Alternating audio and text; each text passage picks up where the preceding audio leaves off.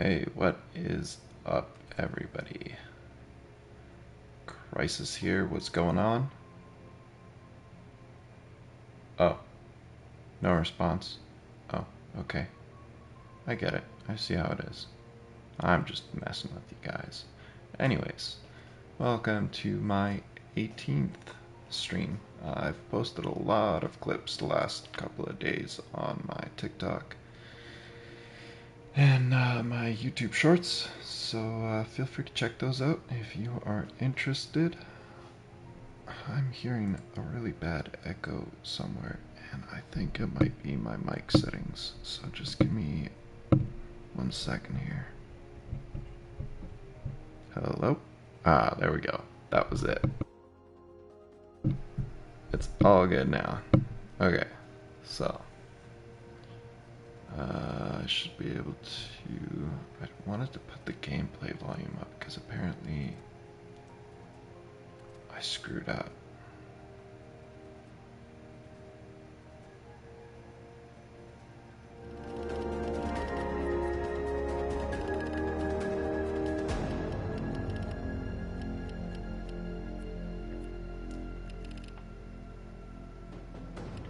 Okay.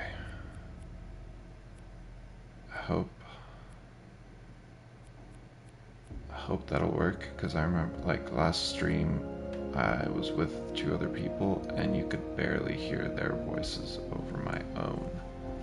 So I just wanted to make sure that the volume was okay. And my voice was also really, really loud. Which, yeah, I didn't realize that turning down that volume on the screen would do that.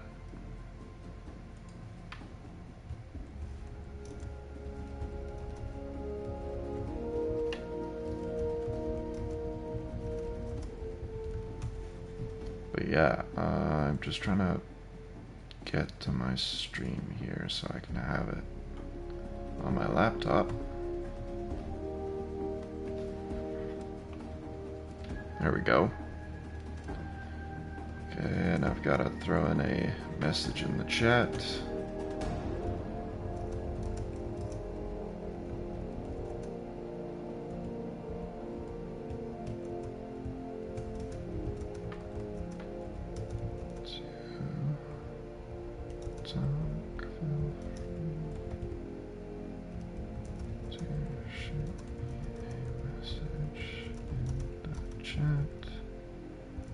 Otherwise, feel free to lurk.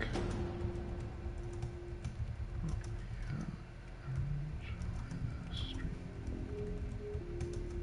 Thanks for your support. Okay. Let's type that out. Now I've just got to pin it.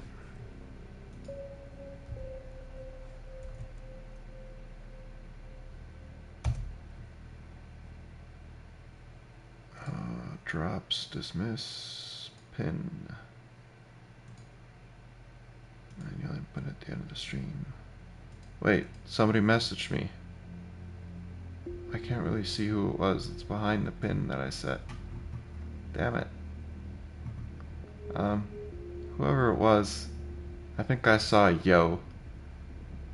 A is JCat. Okay, cool. Yeah, I pinned the chat that I posted and it covered your comment, so I couldn't see you at all. But yeah, JCat, what's up? Thank you for joining. Appreciate seeing you here, man.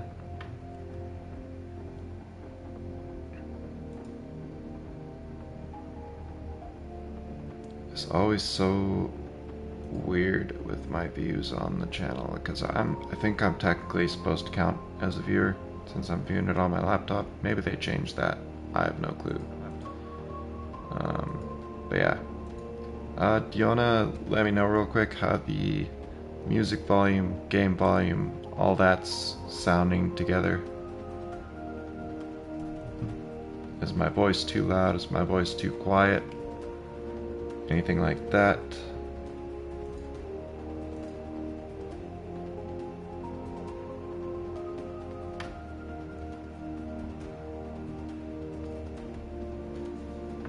Sounds good right now, but I don't know about gameplay. Okay. Yeah, we will get into the gameplay real quick here. I was just changing around some settings. I realized last night when I was looking back over the video that my voice was really, really loud compared to the gameplay. So I changed the settings around again a bit to see if I could make it work. But yeah, it's kind of hard to listen to my own stream because then it just creates a feedback loop.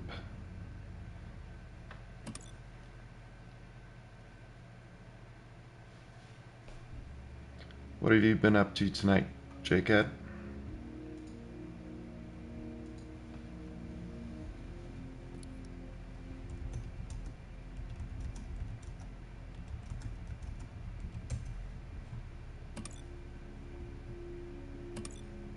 Damn, I can't believe it's already 2:40.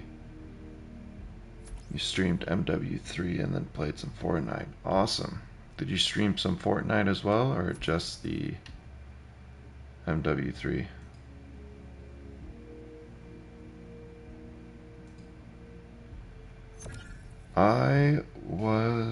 What was I doing? I was watching some TV with my family tonight, and then after that I came and I sat on my laptop and I was renaming a bunch of the YouTube shorts and YouTube videos tags that I have. They're like hashtags, but you can put hashtags in the description, but then there's also a little separate tag section. And so I was changing up the notes that I have, that I copy and paste my descriptions from, and I was also changing those tags and all the settings that comes with it, like selecting English language for the language and that, and going through a bunch of those clips, and just a bunch of work like that that I usually do after my stream. But after I ended my stream last night, I was up for like another 3 hours trying to do all that, so I figured I would do a little bit of it now rather than later, hopefully.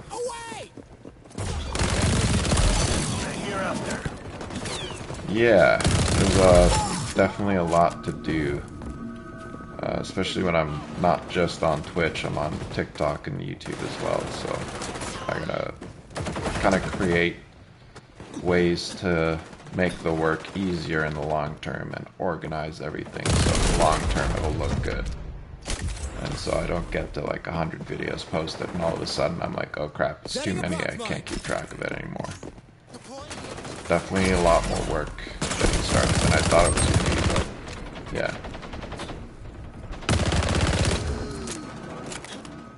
Game volume a bit lower? Okay. Condition. Critical.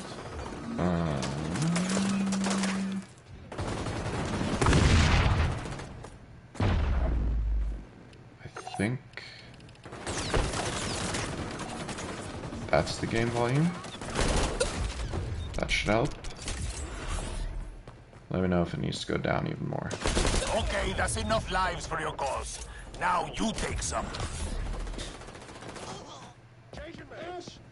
I'm dying here. But yeah, you said you streamed MW3, right? And then I asked if you streamed Fortnite as well, but I don't think I got an answer on that. Or do you only stream MW3?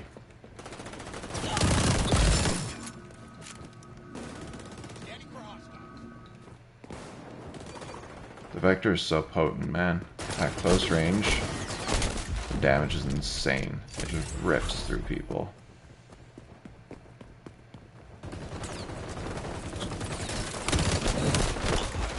Just a tiny bit lower, including dialogue.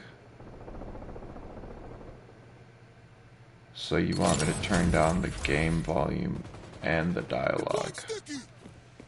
I think that's, if it's both of them, I think that's on your end that you gotta do that. I don't think I can turn down both though. I mean, unless you're hearing like feedback noise. in the dialogue, then I can maybe turn it down a little bit. But it also depends, is your volume setting on Twitch all the way max? Scanning for Oh, the in-game dialogue. Okay, got it. Sticky! Oh! Gathering intel. Audio, dialogue. Let's try it on 80. See how that is. Thanks for your help, J-Cat. I appreciate it.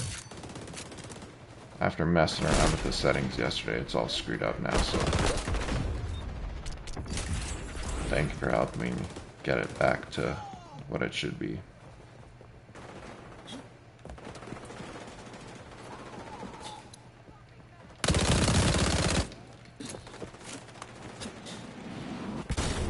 Do you stream daily as well, J-Cat, or do you not stream daily?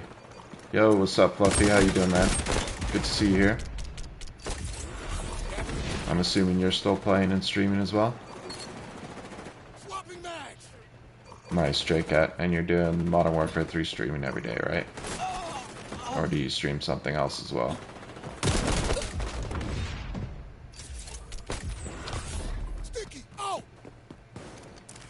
Nice. That's cool, man.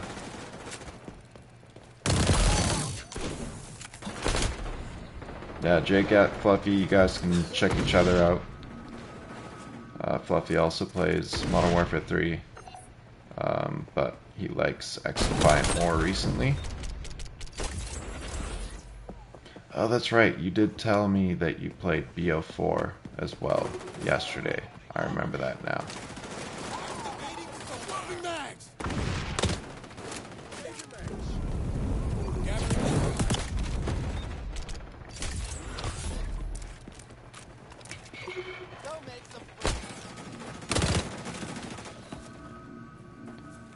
Ooh, she getting busy.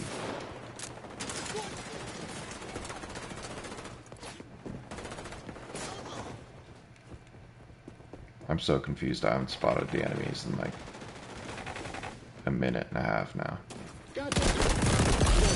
Right as I run into them and die. Running out of time. Wipe out the bad guys.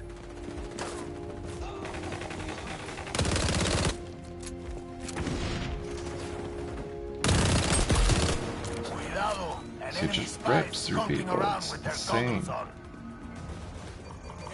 If any of you have the Vector at max level, like J-Cat, I know you play a little bit of xDefiant, right? I don't know if you have the Vector like unlocked. To what point, at least? Like if it's at max level, throw on the barrel extender and the chrome line barrel, I think it's called. Something like that. It's the muzzle attachment piece and the barrel attachment piece. They both increase the range, and it does it really, really well. If you can increase the range 30% on the Vector, plus throw on quick mag, and then anything after that will basically just be to get the recoil down, you'll be smiling. You'll be able to shoot people at distances that you normally wouldn't be able to. I hated the Vector, and then as soon as I threw this on it, I love it on maps like Arena and Echelon now. I mainly use shotguns. If not using shotgun, I use AK or the ACR. AK and the ACR are both really, really great. Definitely. What shotgun do you like? I'm assuming it's the double barrel, because the default shotgun that you unlock, I don't know. I haven't used it in quite a while, but when I was using it, it was just awful. Point blank range, you still don't get a one-shot kill with it, so definitely not my cup of tea.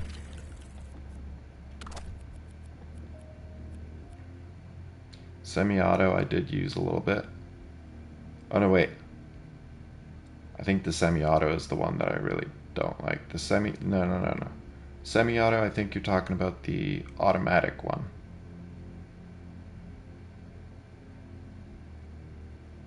Like, I'll show you real quick. Yeah, okay.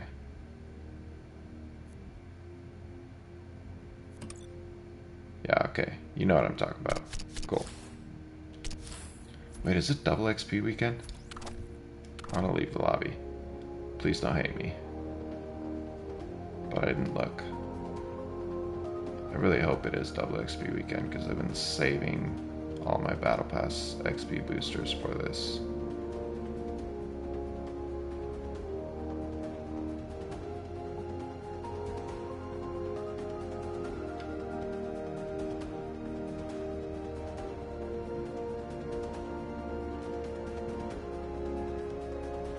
Nope, it is not.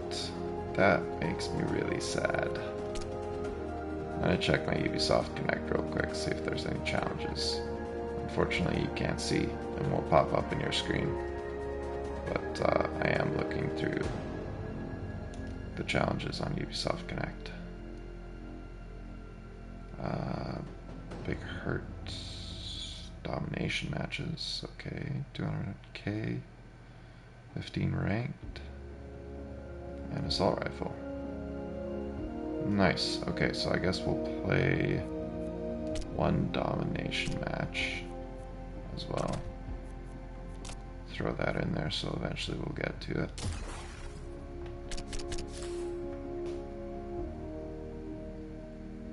Check the loadouts after this loads.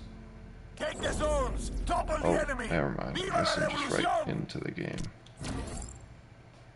I don't even know what map we're on, so I don't know what gun to use. Oh, Mayday. Okay, I guess this gun is alright.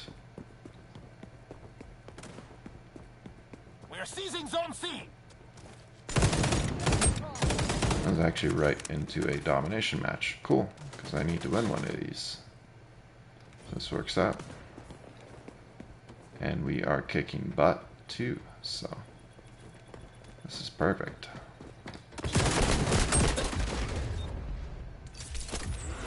I honestly don't know how I didn't get that kill, but okay.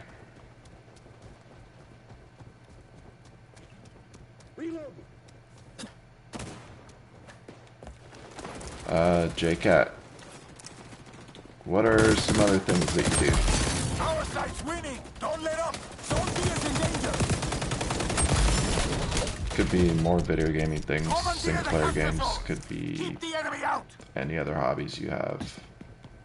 What's some other things you like to do?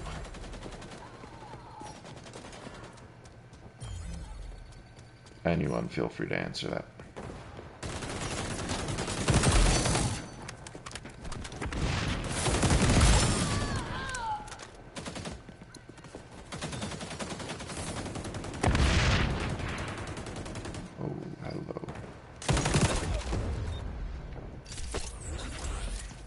Whoever that guy is, he's good.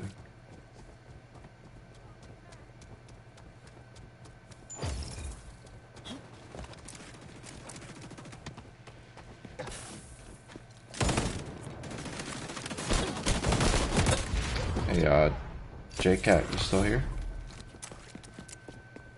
We're taking C! They're taking B!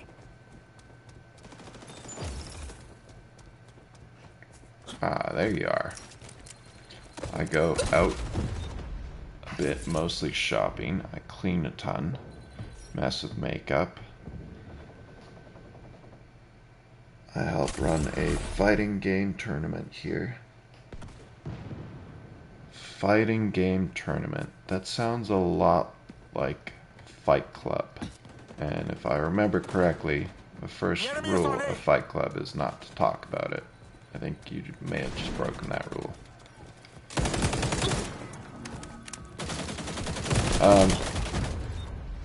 But yeah, I can't really relate to mess with makeup.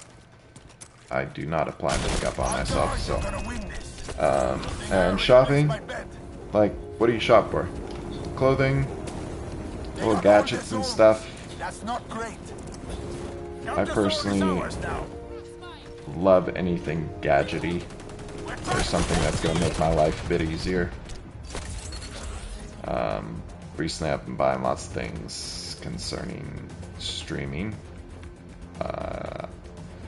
And I also got myself one of the Edge controllers because, yeah, having to deal with stick drift is a pain in the ass. And actually being able to replace the sticks for 15 bucks instead of paying like 90 bucks to freaking replace the whole controller of the PlayStation is way better.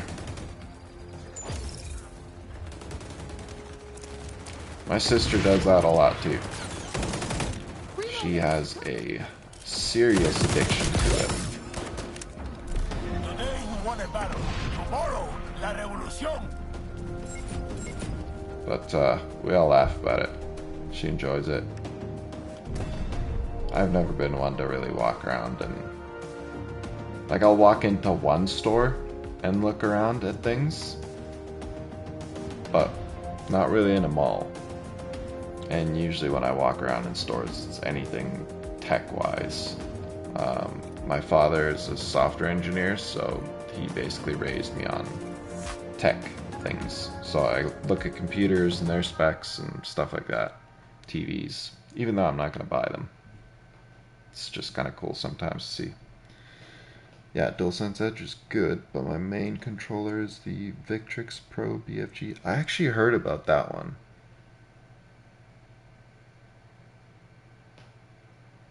I've never played Street Fighter 6, but I know exactly what it is. I know what you're talking about. And one of the reviews I watched actually said that it was good for that game.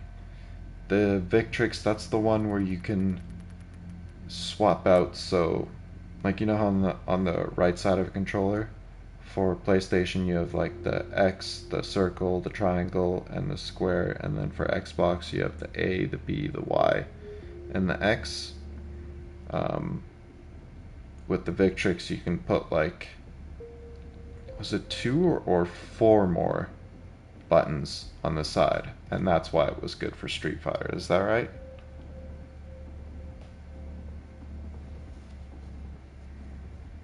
Yeah, I thought that was really, really cool how you could swap out the layout. But honestly, like, I've had such bad experiences with third-party controllers in the past that I just swear off of buying anything third-party controllers. Like, when it comes to like little gadgets and stuff, like Control Freaks and stuff, I'll buy something third-party easily. But stuff like that, I don't know. I've just always had problems with them breaking or not working properly or being cheap. And I know, like, the review said that the Victrix was really good. But using a first-party controller, I don't know, it just always works better. It might have like 1 or 2 less things that you can do with it, but it just always is way more reliable. Same, I've had so many issues with third-party controllers until this one. I would recommend this controller 200%. Okay, well, I'm glad to hear that. I probably wouldn't buy it because I don't need it anymore. But yeah, I'm glad to hear that that one's actually really good. Take the zones. Defend them to the end.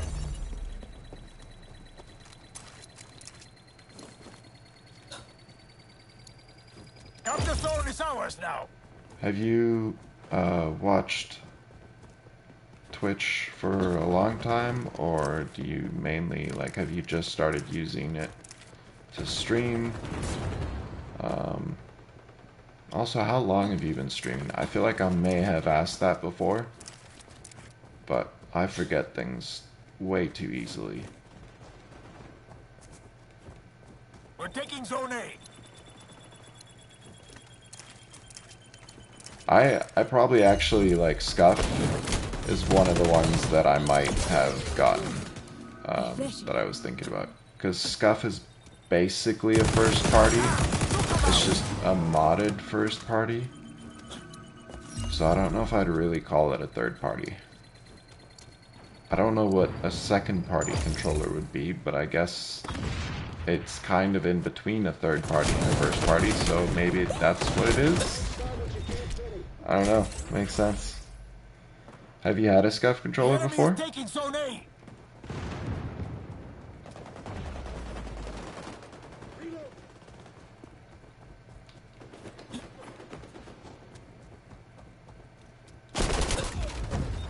I got lit up there. Just give me 1 second. I'm just gonna take some sips of water.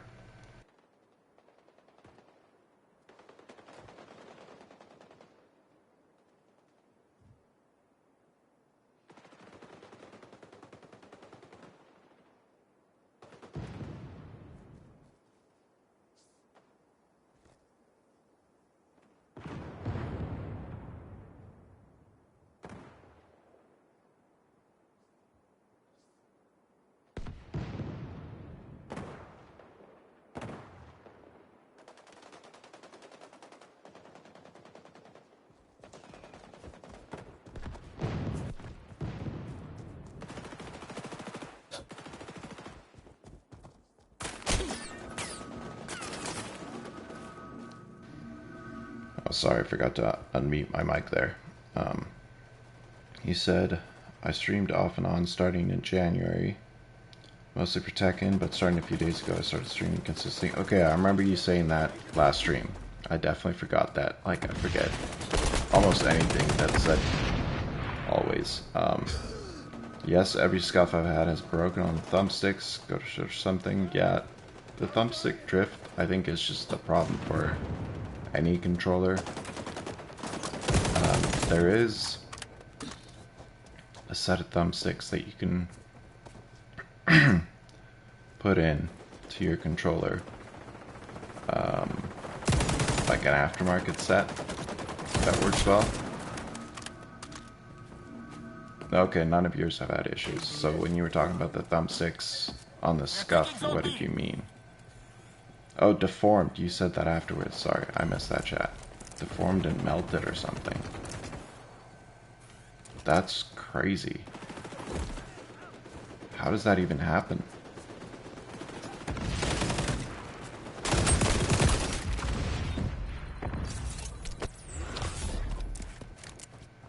I've actually never had a scuff, but I've definitely had a few friends that have had a scuff and they haven't had any problems with it except for like stick drift that happens to every controller.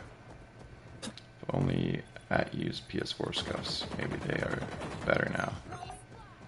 Yeah, maybe. I don't know. I think a scuff controller is basically just a PlayStation controller, so I think anything that happens to a scuff is possibly going to happen to a PlayStation controller. Or an Xbox if it's an Xbox scuff. Now.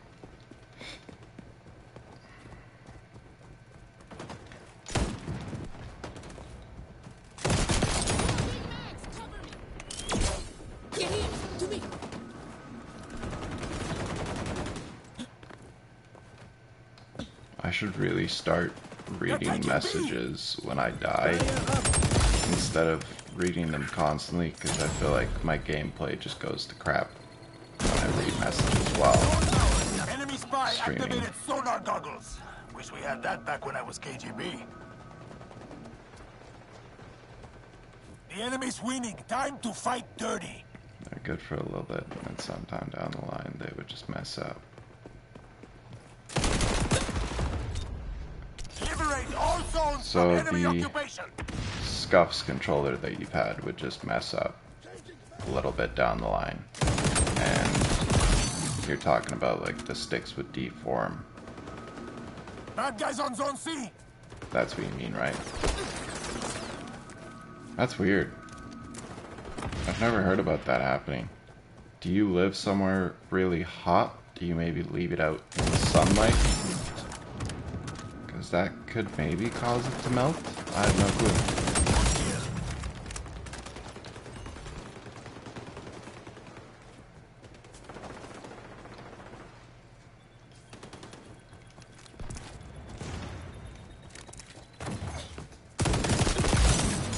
What type of technical problems?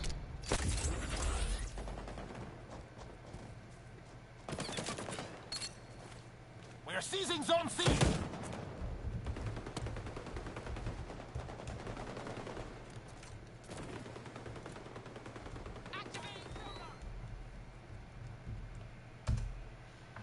I live in Texas, it's pretty hot, but I'm pretty sure whatever material they use is just very moldable or something. Yeah, that makes sense. Yeah, living in Texas definitely might be hot enough to melt sticks. And I don't know Scuff well enough to know if they use thumbsticks that aren't like first-party PlayStation or Xbox thumbsticks. Like if they have their own thumbsticks or something. That's definitely something I wouldn't know.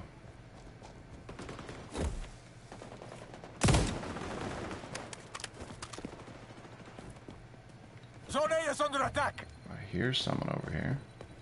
Running out of time to turn this around, compay. Oh, frick me.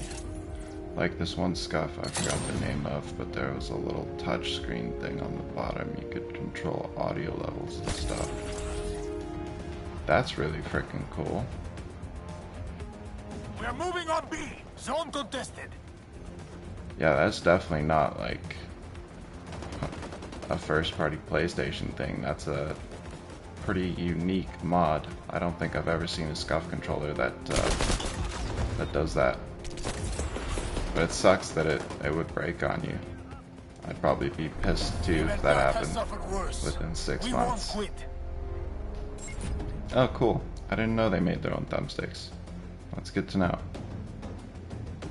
Yeah, apparently they do use sucky material then. They probably make their own thumbsticks because it's like an anti-sweat or comfortability thing. But yeah, they probably shot themselves in the foot with that.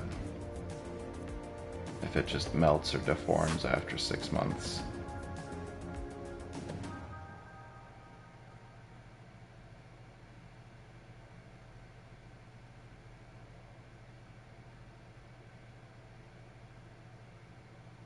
They definitely do feel good, but it feels like none of their controllers are built to last. Yeah. That sucks though, because you have to pay a lot of money for a Scuff controller.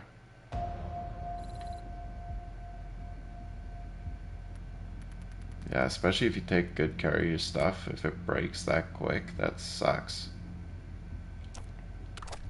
Damn, I thought really highly of Scuff before this conversation, and now I'm really glad I didn't buy a Scuff controller.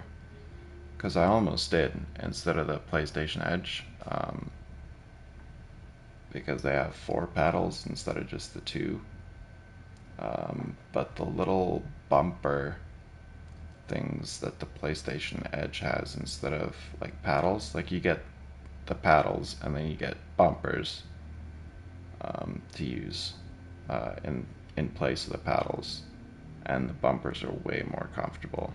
So I decided to get that, or this controller, because of that. The fact that I can swap out the sticks and all the other cool gadgets that you can do with it, like setting up, like using the function buttons. You can turn up the volume, turn down the volume, or you can, yeah, you can do a bunch of really cool stuff with it.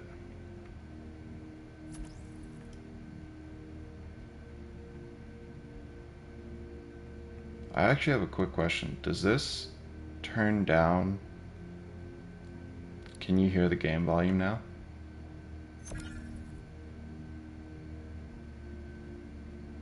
And can you hear it now?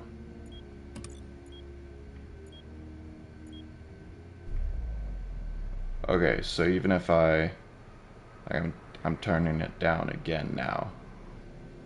So I don't know if that's just doing it in my headset or if that's actually turning down the stream as well.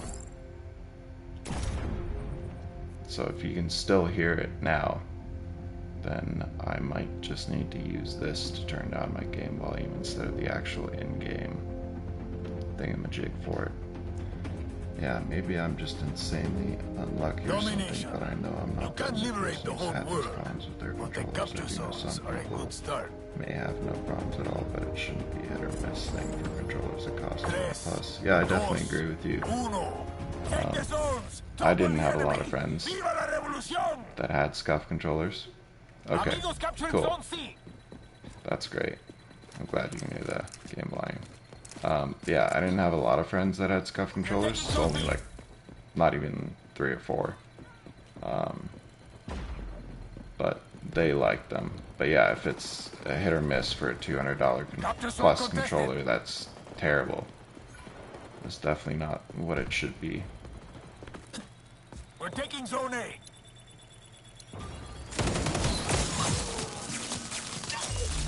Yeah, it wasn't, like it wasn't on my headset. It was the PlayStation Edge controller has these little function paddles right beneath the thumbsticks. And if you press one of them and you press up or down on the D-pad, you can control the volume coming through your headset. And I wasn't sure if that was like controlling it in-game where it affects the stream.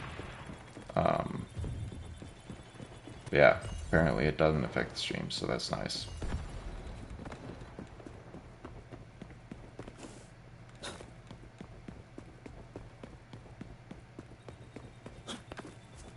Capture zone contested.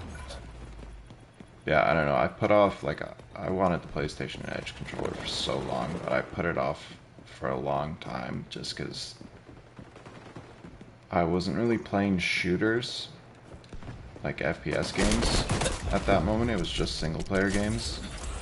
And so, even though it'd be nice to have paddles, there wasn't a reason for it.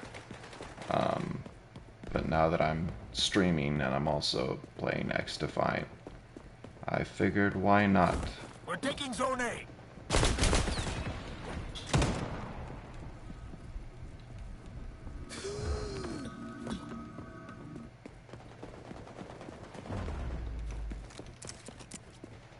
We're taking Zone B.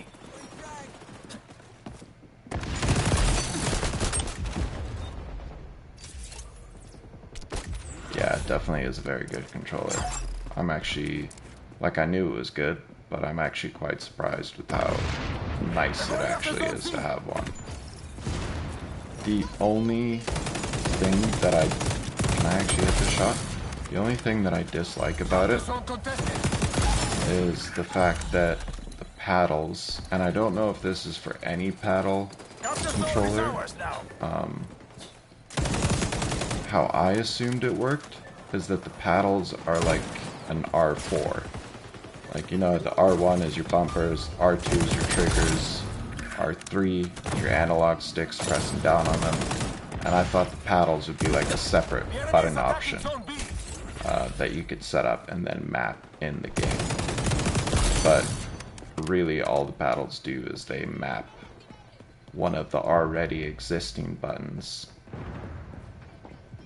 onto the paddles, rather than it being a completely new button.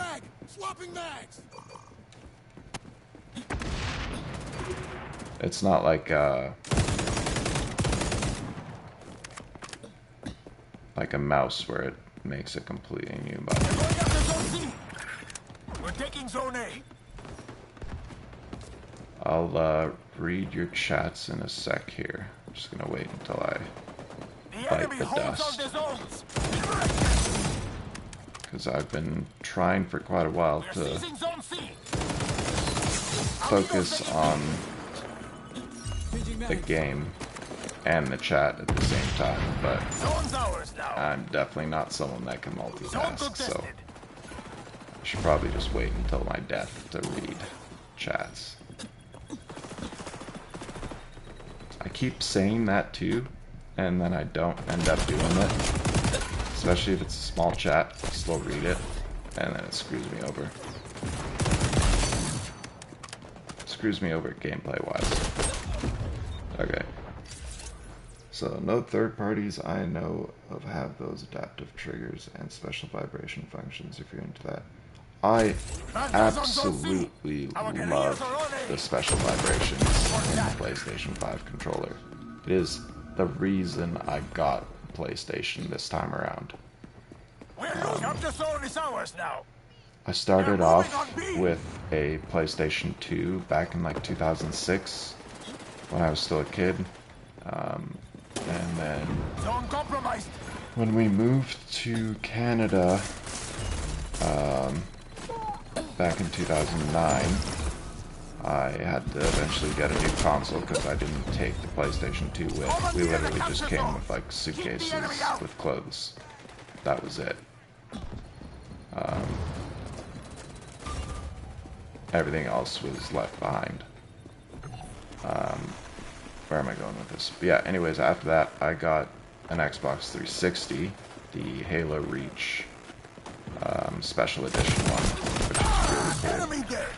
And then after that, I got an Xbox One, and I was planning on just keeping with Xbox, because I have all my gamer tag, like gamer score and everything like that. But as soon as I saw the PlayStation controller, I was all set and in love with it, and I switched to PlayStation. Gathering intel. No, nothing bad happened. We left because my parents wanted to give me and my sister like a better education. I'm from Namibia. It's just northwest of South Africa, the neighboring country. And so yeah, there's a lot of bad stuff that happens in South Africa, and that was partly part of it. But mostly it was just the fact that if you want to go to university, you can in Namibia, but it's not recognized anywhere else in the world. And it's not very good universities. And so everybody goes to South Africa to go to a university. But with the stuff happening there, like universities getting burned down and everything, which is more recent actually, but yeah, that was not a great choice, and as well, not all of South Africa's universities are even recognized anywhere else in the world. And so my parents wanted to give me and my sister the chance to actually go to like a really good university and also live a better life. Coming from a third world country, first world country like Canada is way better. What was the other thing you said? Yeah, if paddles were like brand new buttons, I don't think they would be legal for tournaments or anything. Would have been better if you won it. That's true, maybe.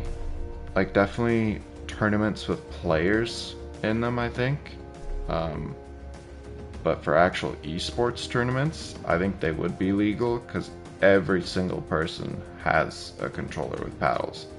Like, you're not playing at the esports level and not playing with paddles. I don't see how that's possible. But if you're on like Fortnite does a bunch of tournaments where you can just randomly join up, so I can see how that might be a problem. Because that would kind of be like pay to win. Not necessarily, but a little bit. Dang, I see that's pretty rough. At least you're in Canada now. Yeah, I still really miss Namibia. Even though it's been like 15 years, I still think of it as my home. I was like 10 years old when we moved, so for me it was a lot harder of an adjustment than it was for my sister. She was like 4 years old when we moved. So she basically grew up here. This is what she knows. And she does remember Namibia, but not as well as I do.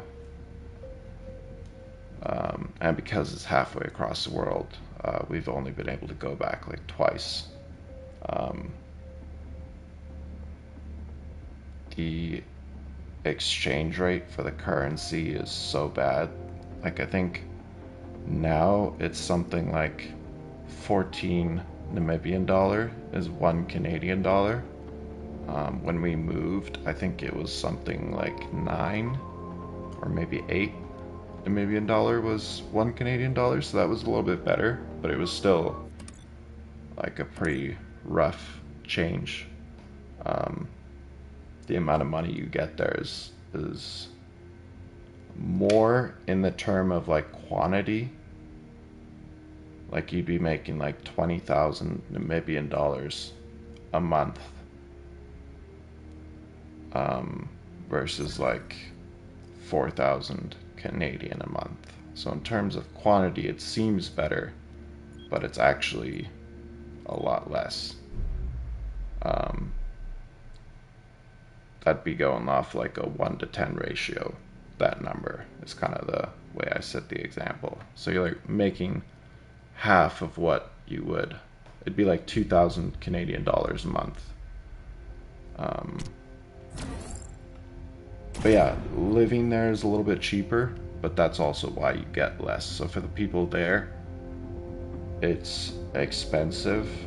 But now that we're making Canadian dollars, it's a lot cheaper to buy things there. The flights are just still so expensive. Like I think it's I'm trying to remember. It's somewhere in between $2,000 to $3,000 per person to fly there and back,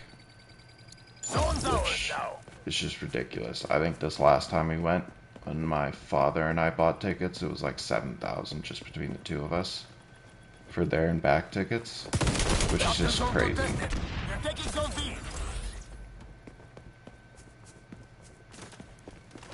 Have you been living in Texas your whole life, JCat?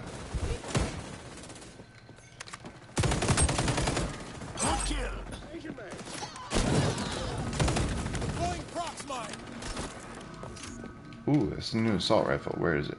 That'll come in handy.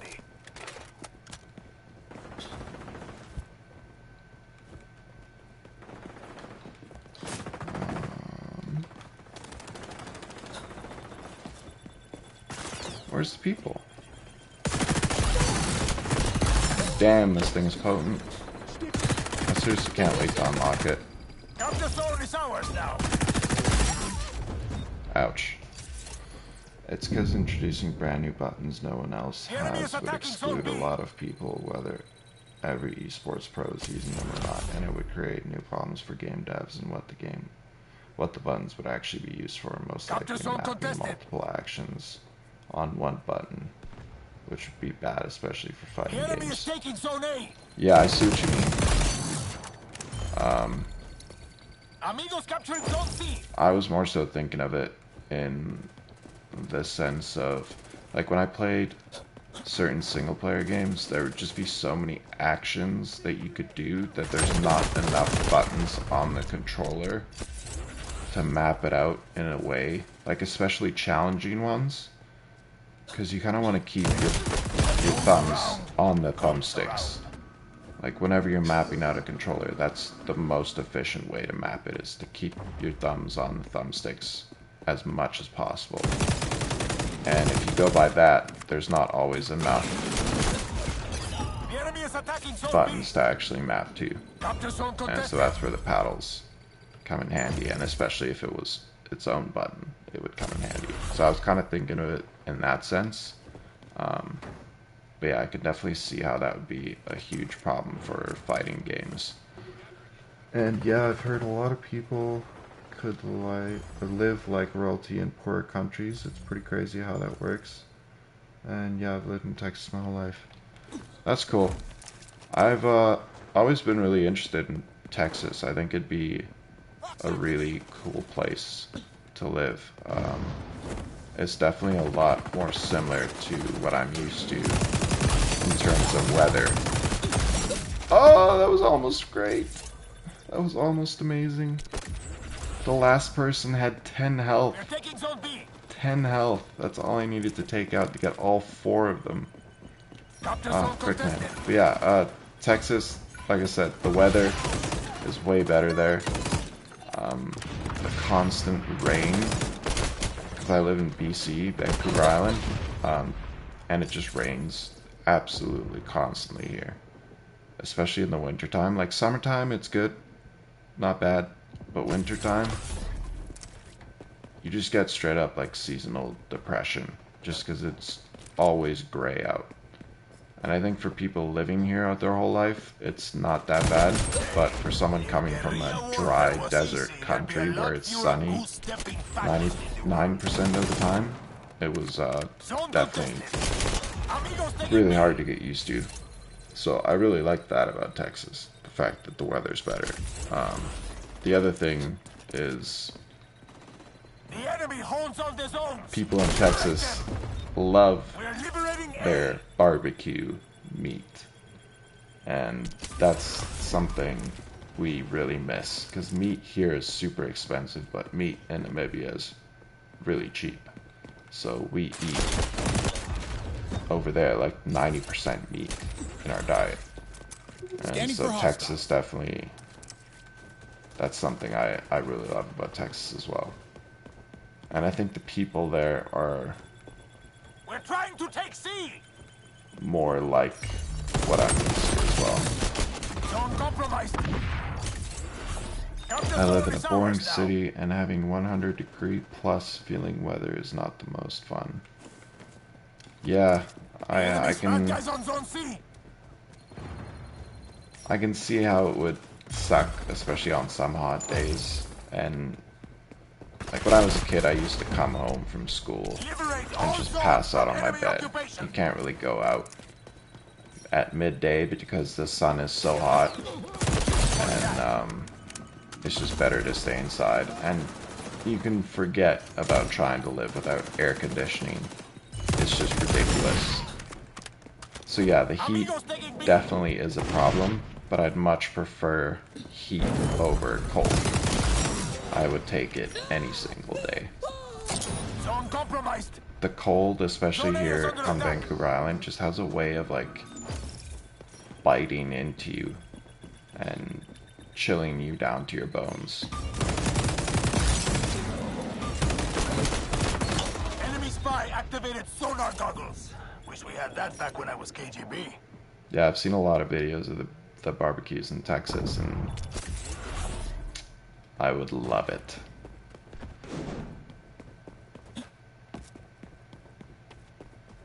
Yeah, winter is definitely the best time in Namibia too.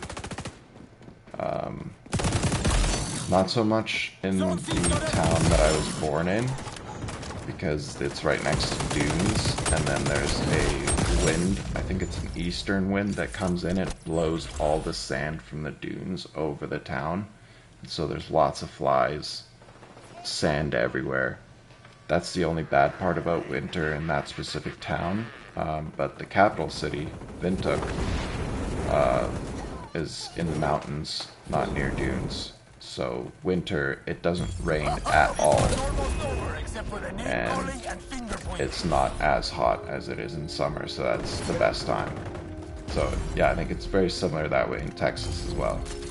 I'm not sure if it doesn't rain in winter or if it rains more in winter, but the fact that winter is actually the better time to go outside, just because of the grueling heat.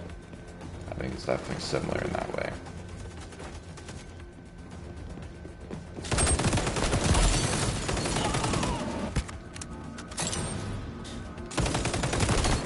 Oh, I've had my Ultra this whole time. I've totally forgotten about it. It's not whether you win or lose, compay.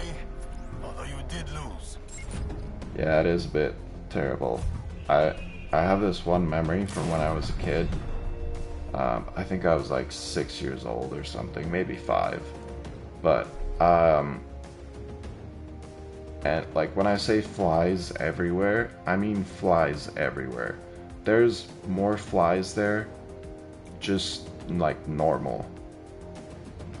Like even when it's not that certain season where the sand blows everywhere and there's flies everywhere, there's still flies everywhere because it's Africa. But that specific season, I had to throw out the garbage into the garbage bin. And I opened up the garbage bin, and I couldn't even see the bottom of the garbage bin. It was just stuffed to the brim with flies. Like, it was so bad, I like burst out crying, because there were so many of them. Yeah, I was like 6 years old, so yeah, I think it was just such a shock to see that many in one place. It only lasts for like 2 weeks, so it's not that bad. And usually, like when it happens, you just stay inside. You put up a couple of fly traps. It's not that bad inside the house if you have fly traps and stuff. And because it's right next to the ocean and there's wind there anyways, the sand usually blows away and it gets cleaned up. It's just that specific time of winter when the eastern wind blows in that it blows all the dunes sand onto the town. But the rest of the year, it's beautiful, like a truly amazing place. If you want to look it up, I can type the name into the chat, and then you can look at some pictures. It's like a truly beautiful place.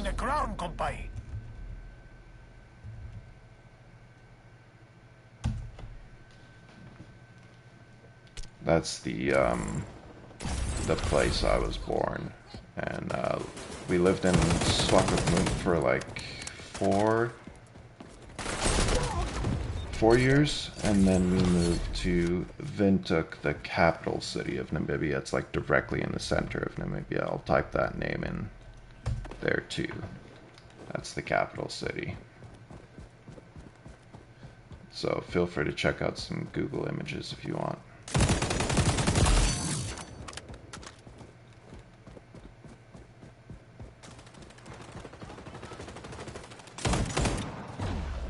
Yeah, because I think I moved when I was already 10 years old, I might actually end up going back,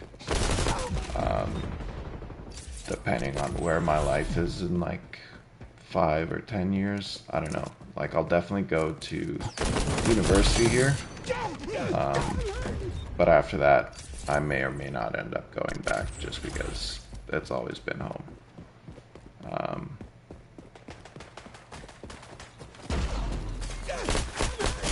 But yeah, they also say home is never a place, it's people. So, depending on that, I might stay here, but we'll see. That's 5 to 10 years down the road when I finished university. And when I can actually finally decide what I want to start and complete at university. Because I've already started a couple of courses, but never actually finished with any of the degrees.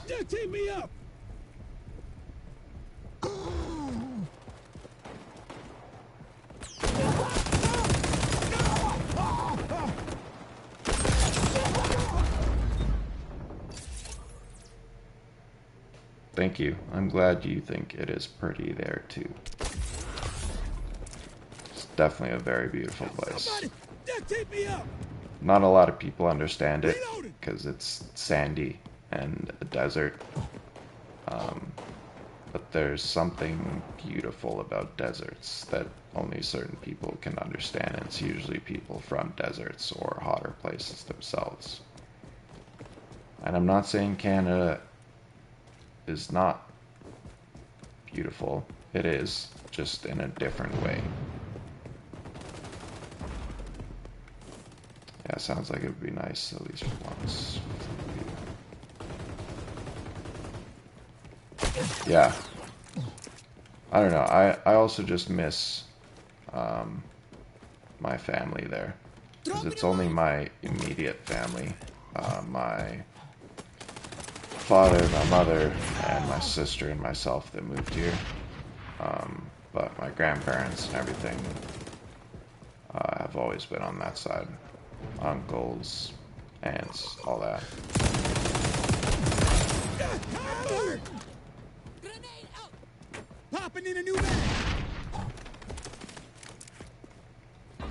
So, what's your favorite thing about Texas? I know you don't like the heat that much, but what do you love about Texas?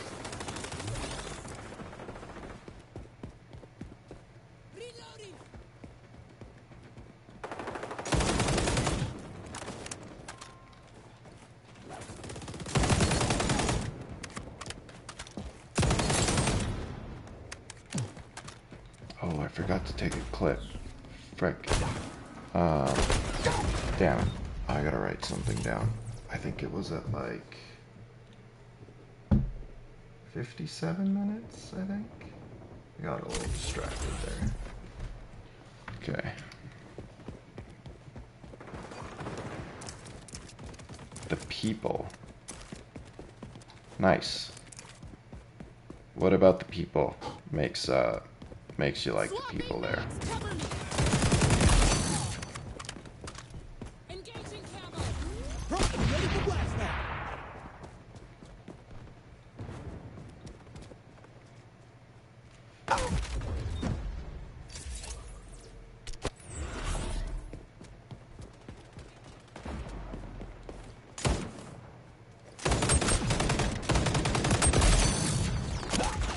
I was trying to hide behind that little boulder from the sniper, but the other people saw me. What the heck is this? Has this always been here? I don't know if that's always been there. The 8 and the 10. It feels like that just got added. Maybe it's just me.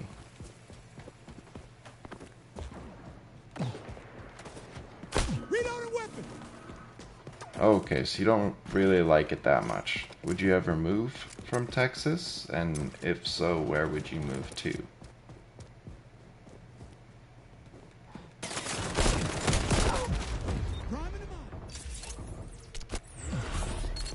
That's really nice. I definitely respect any place that is like a community, where people actually still talk to their neighbors and have block barbecues or whatever have you. Community get-togethers, stuff like that. Stuff like that's really awesome. It's always awesome feeling part of a community. Never really had that so much here, but definitely did have that in Namibia, and that's one of the things I miss. The other thing I miss from Namibia is like just like about people, like the fact that people there are very genuine. Whereas in Canada, it's almost like the people are, it's not that they're not nice, but it's like they were taught to be nice and taught to have manners rather than just being genuinely kind. So both people are nice. There's just that small difference that makes a huge difference to it. I don't really see myself moving, but if I was to move, it would definitely be a place that is less hot. Oh. Yeah, even hot can get too hot. Like Windhoek, the capital city of Namibia, is one of the places that's just extremely hot.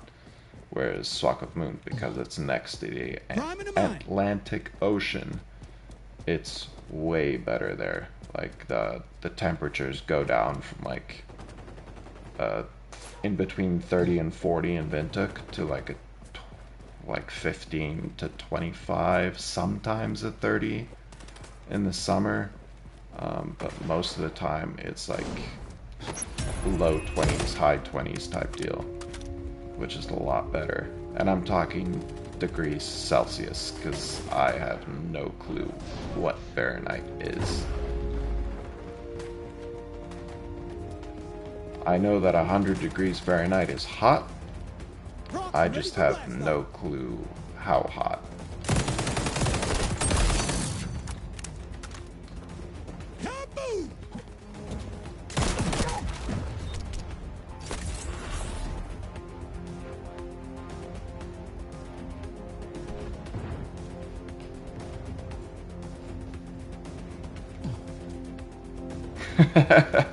Yeah, a lot of people help each other here, but and friendly. There's a good amount of assholes. That's hilarious.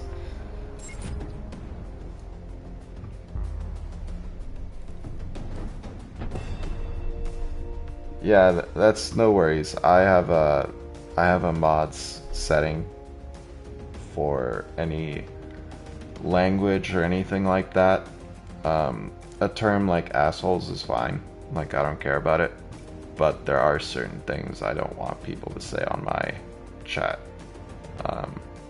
I'm not going to say them, because that would basically be me saying them, but the chat not saying them.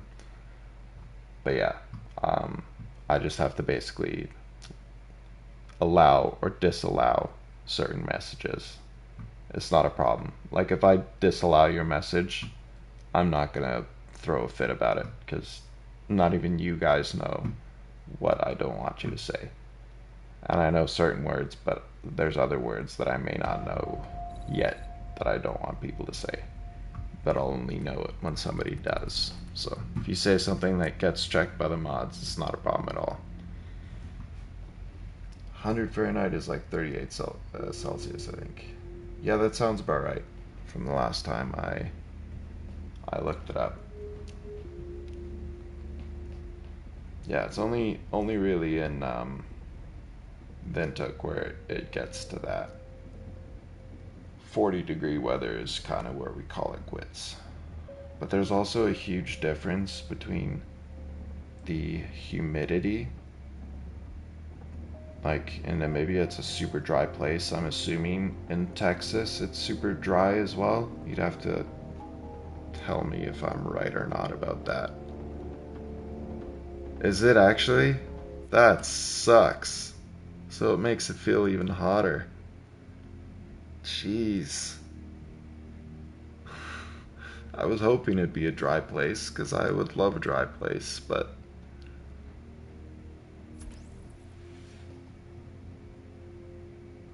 Okay, wait. Well, in part of Texas where I live, it's very close to the coast. Yeah, the coast definitely does make it more humid. But if the country as a whole, or not the country, the state as a whole is dry, the coast part shouldn't be that much more humid, I'd imagine, because that's kind of how it is in Namibia anyways. Like, it's a really dry country, and then the coast is more humid, but it's not that much more humid where it's really that much of a problem. Capture the flag, and don't let it touch the ground, because that ain't like 25 Celsius here on Vancouver Island versus 25 Celsius in Swakopmund, Namibia, even though they're both right on the coast. It's way different, just because it's a lot more humid here. 25 Celsius feels a lot hotter here than it does in Namibia.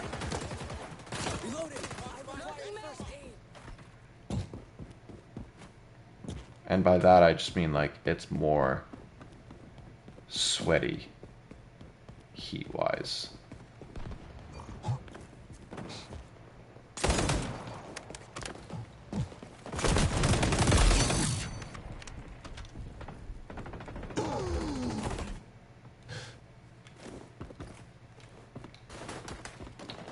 What the hell is going on here? I don't know how I just got turned on, but okay. Okay, what did you say? It is very, very humid. I've been to the other states and it's very different. What would you say your favorite state is? I've only been to America to flagpole. Because when you have, like when you get your, like we started here with like my father having a study permit and then me just being his child was automatically allowed in. But there came a point where we had to either renew it or upgrade to a permanent residence. And to do that, you need to leave the country, like leave Canada, and come back for it to take effect. Which is a very stupid rule to me. But yeah, anyways, we had to drive down to the border and basically tell things get tough, remember your training. The border Apply police the fire to the bad guys. Of America that we just wanted to flagpole, which is just an escorted drive into the country and back out. That's literally the only time I've been in America. I drove in, drove back out.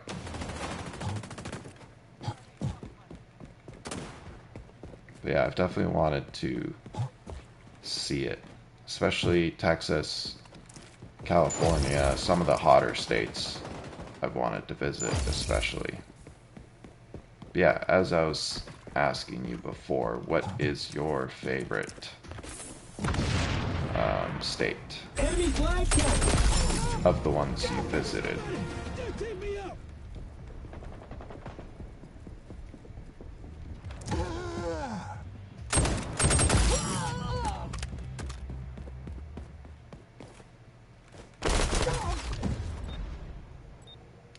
Tennessee. Why so? Also, have you been to Arizona? I've heard a lot of really good things about Arizona.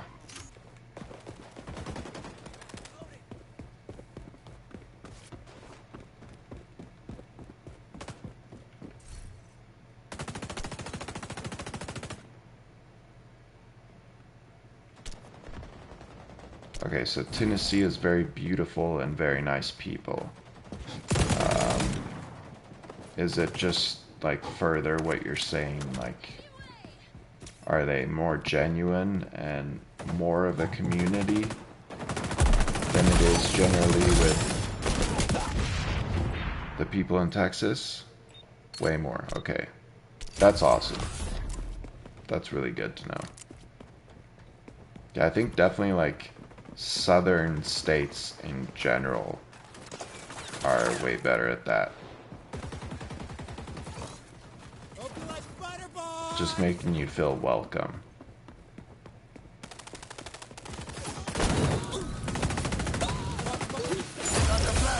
Oh no, there's a trip line on the flag. And the mountains are breathtaking. Nice, that's really cool. I've always wanted to see the Rocky Mountains here in British Columbia, but I have not had the chance to do that. Go get some hugs.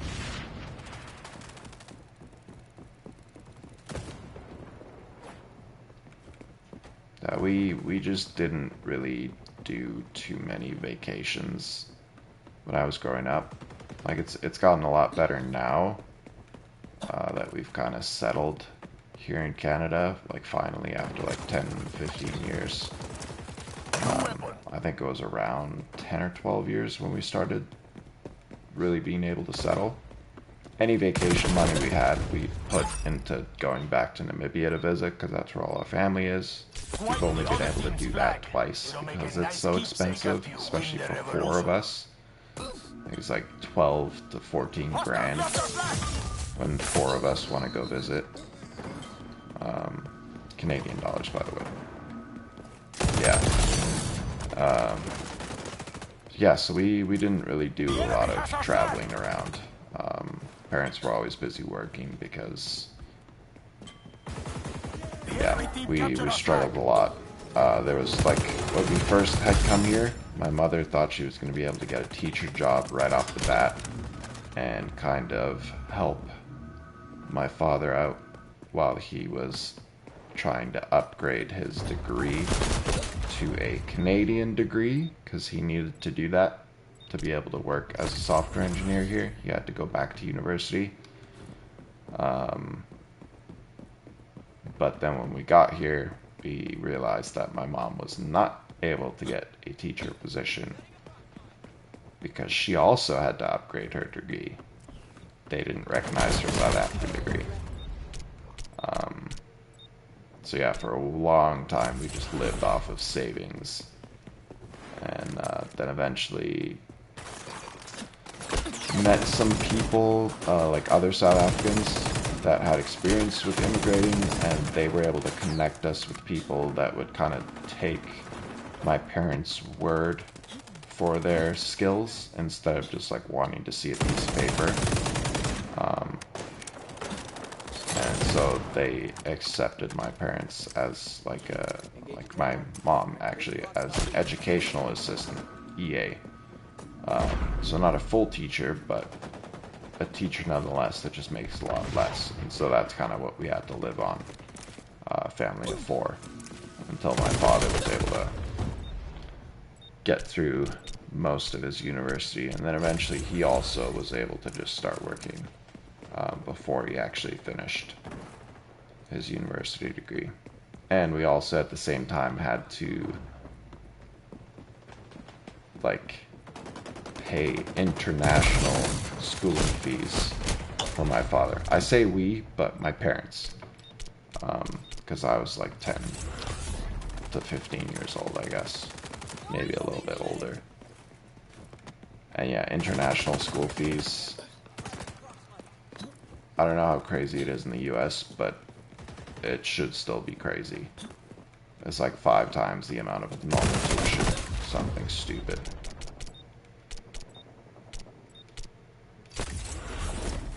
Yeah, so it was very poor not knowing where to get food from type decade when we first got here. Basically the whole point I was making is we didn't have a lot of vacation time, and that's why I didn't go see the Rockies. They have our flag. The flag. Allies drop the flag.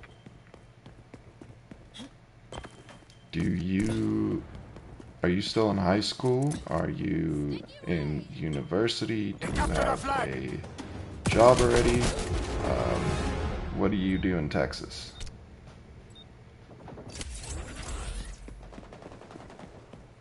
Yeah, we're all really happy and grateful that it's better now.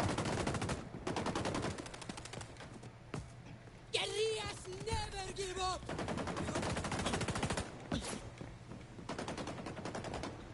Yeah, we were truly blessed to be able to meet the right people to help us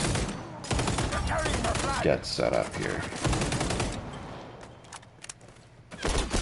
Basically like a little South African community. Namibians and South Africans are one and the same. It used to be part of South Africa and then it split in a civil war in the 90s or 80s. So the Civil War actually started back in the 60s or 70s, ended in the 90s. The UN just stepped in and was like, this has gone on for too long. We're granting Namibia its independence, and that's that. Graduated high school already, not in college. I'm kind of figuring things out after getting kicked out of the band, but I used to work at my parents' restaurant as well before they had to let it go. Ah, damn. Yeah, that's right. I remember you saying the band thing yesterday, and I hate that I keep asking you the same questions over and over. I feel so bad doing it. But I don't know what I need to do to remember things.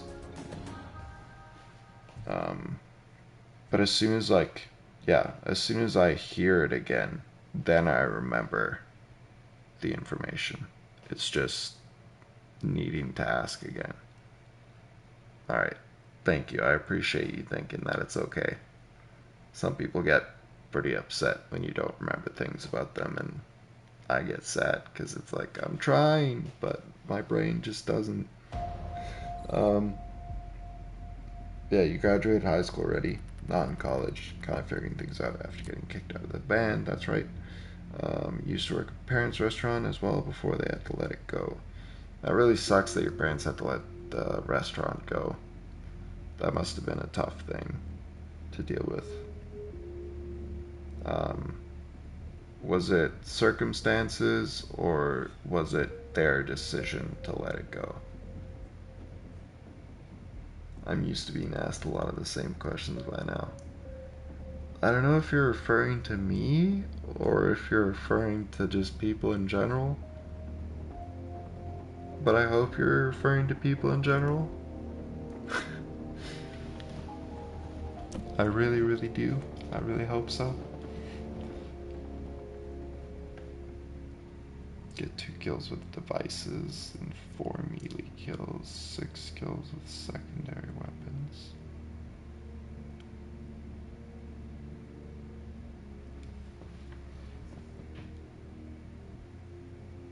Rent was getting too high, prices were getting too high, or people wouldn't want to pay, so yeah, just couldn't sustain it.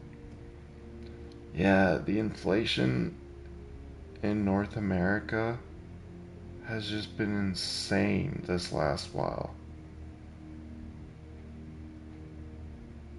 Like, COVID, like it was already getting insane, then COVID happened. And then after COVID, it just became even more insane again.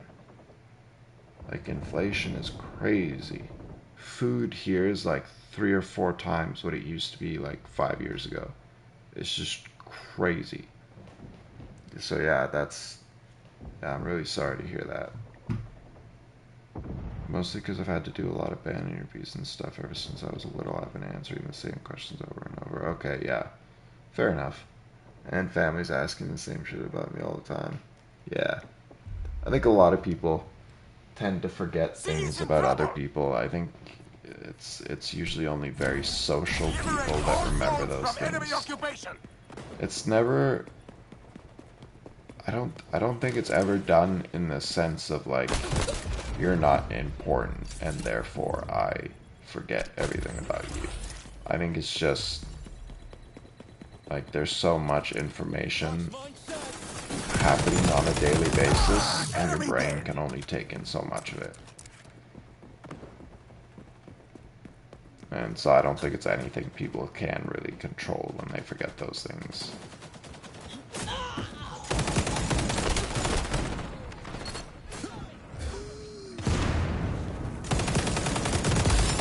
I think it's also like this generation as a whole and the last couple of generations, like the baby boomers, really good at remembering things about other people and their families and stuff. Really good at it.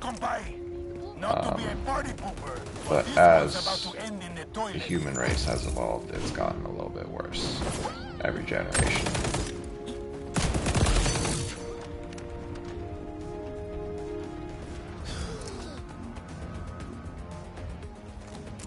Yeah, for sure, it happens to me as well. Well, I'm glad to hear it doesn't just happen to me. It makes me feel a bit better.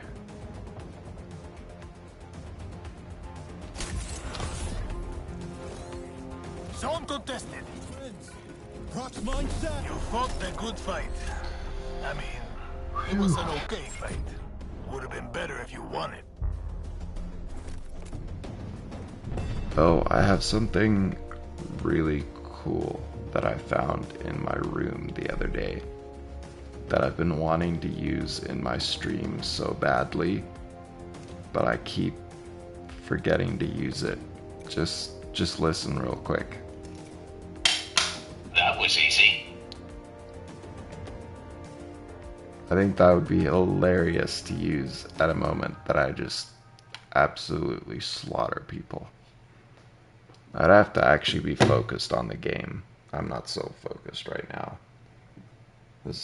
With the multitasking, I just can't. I'm very bad at it. Do it when S&D comes out. Yeah, that's actually a really good idea. Go in a game chat or something and just... When I kill like 3 or 4 people, that was easy. Because everybody has their mics on in S&D, so that would be great. I think the button click itself is really loud though. Like, that was easy. That's a really loud button click.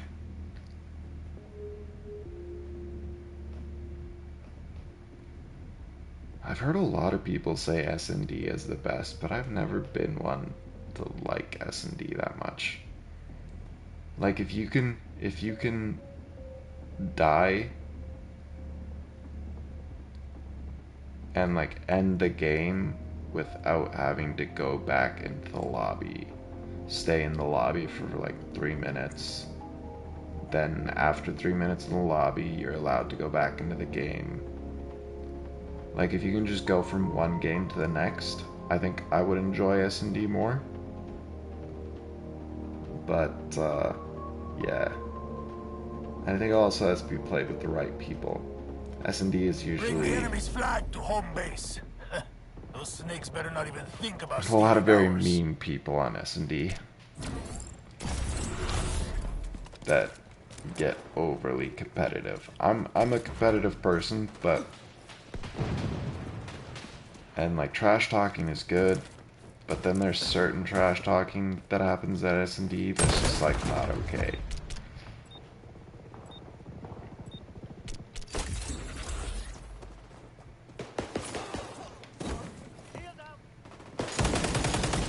They have our flag.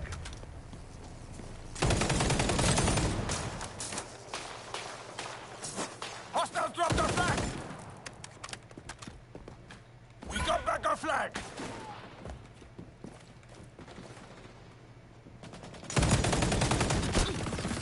Where the hell did that person go? I'm screwed, I'm screwed, I'm screwed. S&D, everyone has their mics on, and there's lots of opportunities for amazing comebacks when you're the only one left. It's just pretty funny and hype. Yeah, that is what I love about S&D as well. But I think it's very toxic otherwise sometimes. It really just depends on who you're playing with, I'd say. Active camo.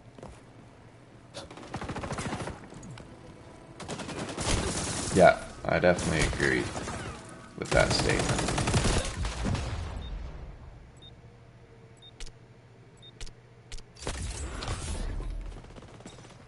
Jeez, man, I'm doing so terrible this game. I don't know. I'm so just unfocused. That'll come in handy.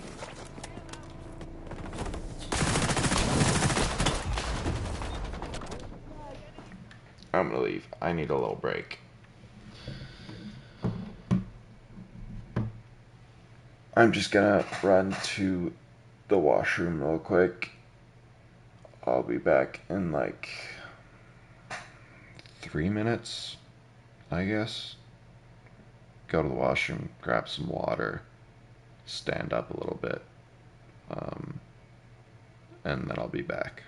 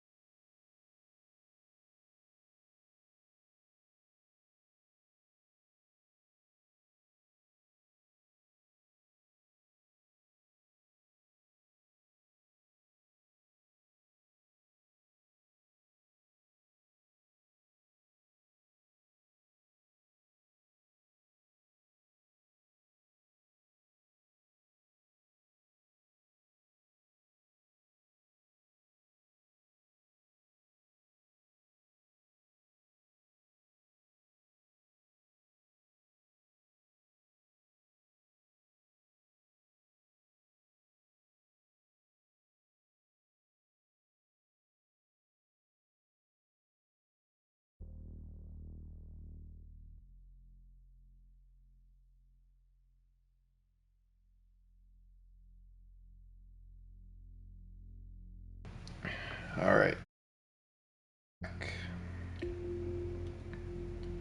I accidentally paused and started the broadcast again. Sorry about that.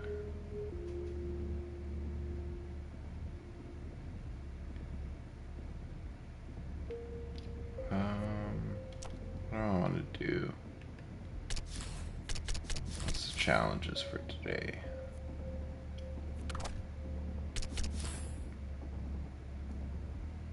Device kills. Does a grenade count as a device? I don't know. 4 melee kills? Why? I'm so bad at that. I don't think I'll ever get the melee kills done. I just forget. And 6 kills with secondary weapons. That I can do. Okay. I got the domination thingamajig done on the Ubisoft Connect challenges, so don't have to play that anymore. It would be kind of cool if they added knives.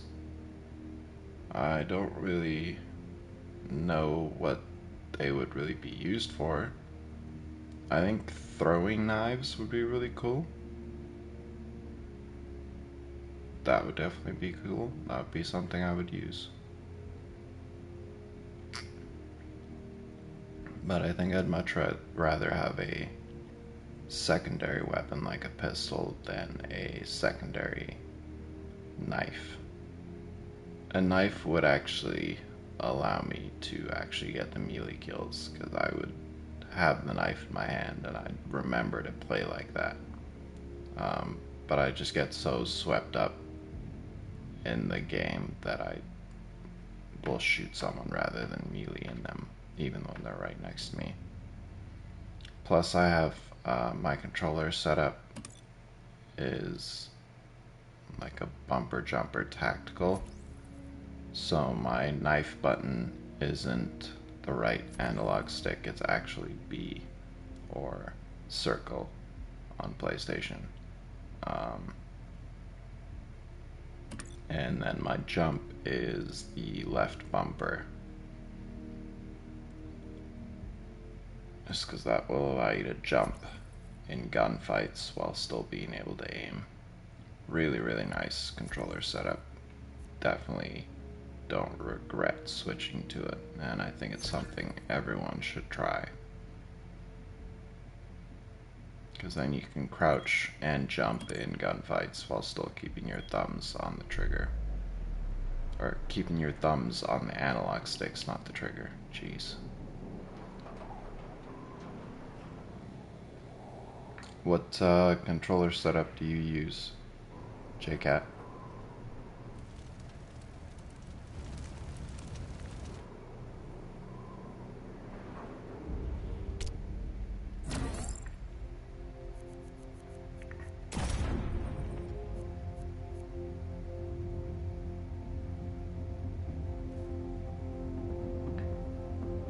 Nice. That's really cool.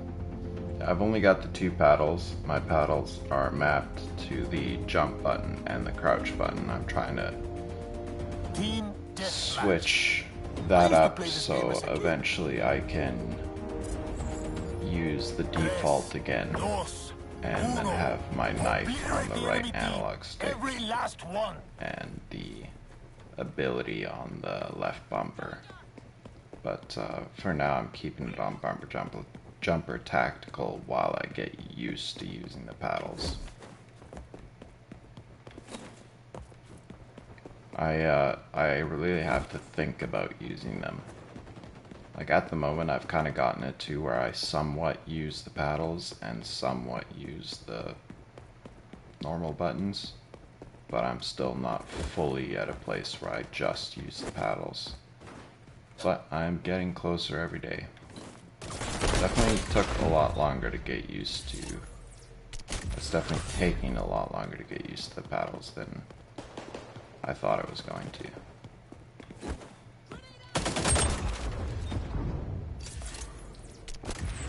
Damn. Shotgun straight to the face. Gotta love it. It itchy nose.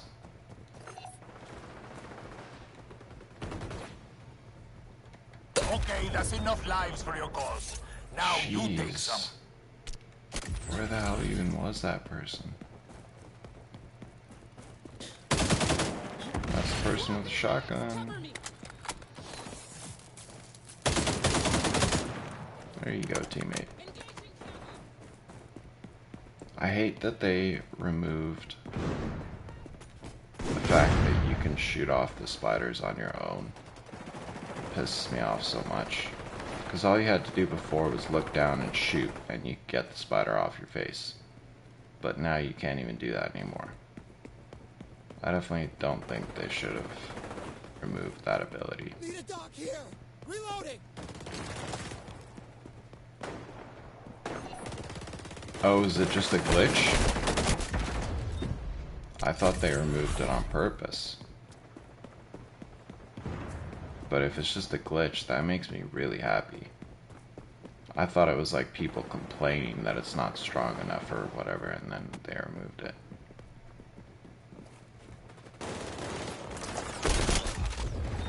Damn, I've had like one gunfight where I'm actually looking at the person. All my other deaths have been from behind or the side or something. Ah, enemy dead.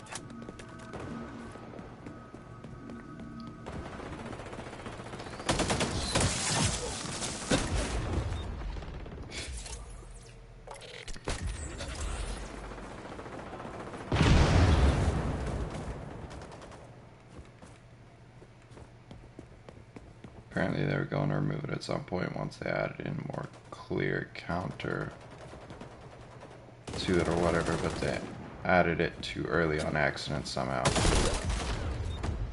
Oh, so it's just like... So it's too strong when you can... Or it's too weak when you can shoot it off your face. But they want a different way of countering it before they add it back. I'm so confused. Can you elaborate a little bit on that?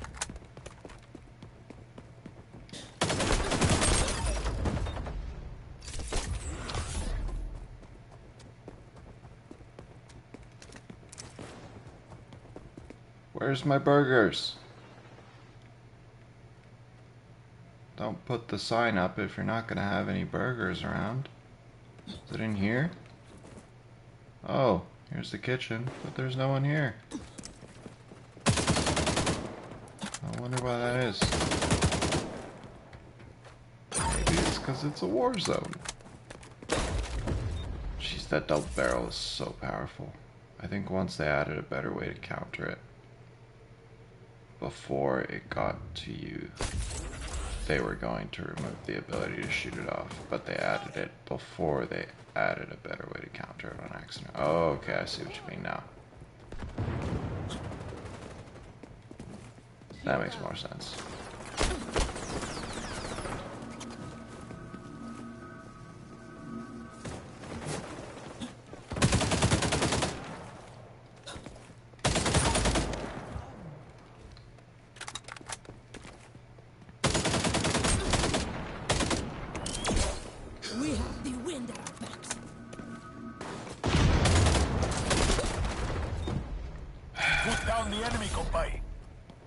I really need to get like a better headset or something, because I can barely hear footsteps. Like, to hear the footsteps, I have to turn it up so much that it's too loud. Around with their goggles on. Sometimes I can hear the footsteps, but most of the time I can't.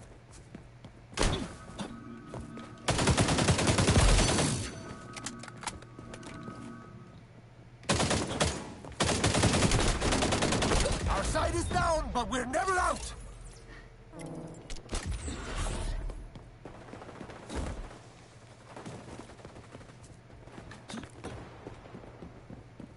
I also switched, like I used to have my crouch button on the right paddle. See, if I had heard the footsteps there, I would not have turned around. But I couldn't hear the footsteps, and so I thought there was no one there. But yeah, I switched my crouch button to the left paddle instead of the right one, and my jump on the right instead of the left.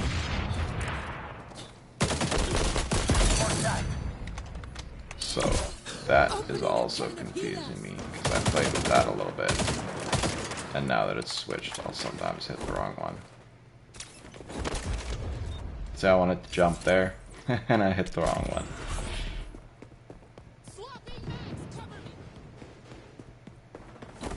Yeah, I did that originally, but I found that, like, if I'm crouching and jumping, like slide jumping, to get around a corner, it's more comfortable when I do it with the left crouch and then the right paddle for the jump.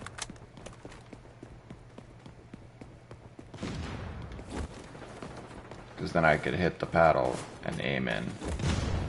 Like, I can hit the jump and the aim in at the same time. Trying to hit the left paddle to jump and the left trigger to aim at the same time, because it's on the same side, was a little bit weird. I'd rather hit opposite sides at the same time.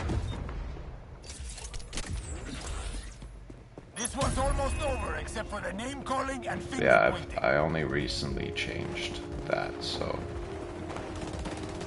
on top of trying to get used to it, I screwed myself by getting used to something that wasn't the way I should have done it at first.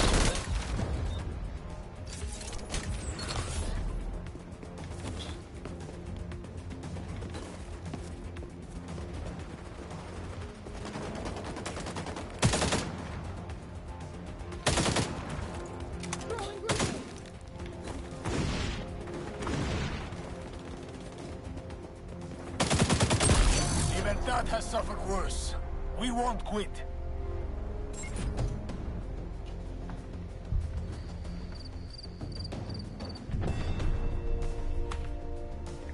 I don't know what headset you have, but the ones coming out now usually have a way to adjust the sound profile.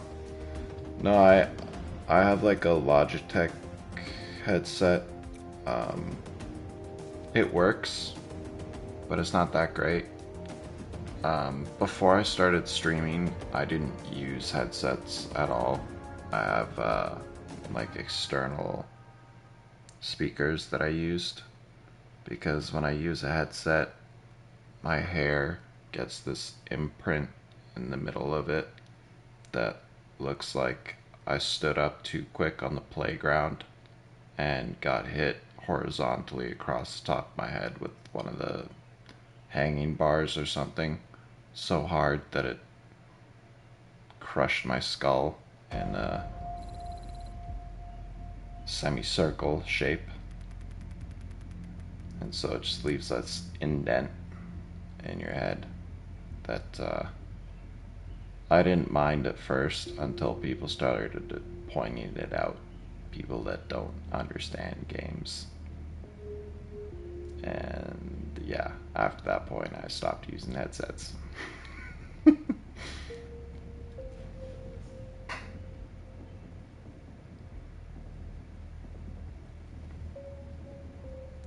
Long in the sense of like a hockey player long, or long in the sense of more like a feminine long hair? Oh, your ears. Okay, yeah, I see what you mean.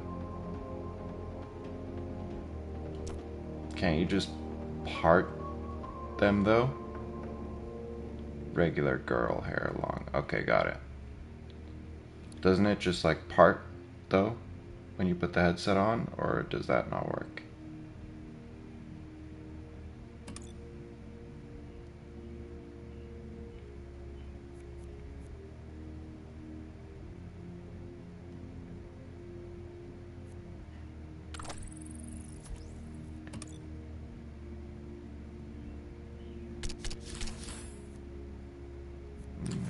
getting so close to unlocking this assault rifle. I want it so bad.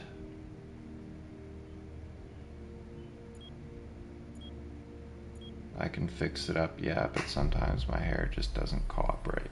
I like the way you put that. Doesn't cooperate. That sucks. Can you put it in like a ponytail though?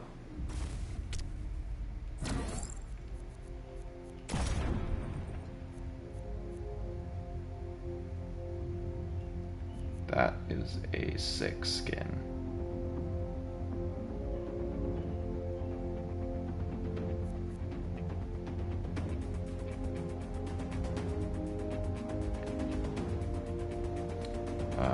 Like I put the hair behind my revolutionary ears. warfare, but still But fun. sometimes, like, I don't know, something happens and it messes with me. Uno.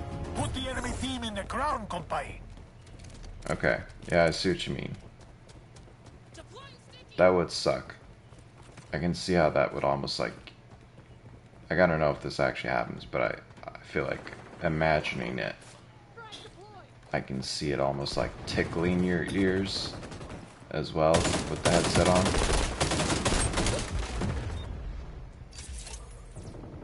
I put it in a ponytail sometimes. Yeah, I think the ponytail would be the best solution for the problem.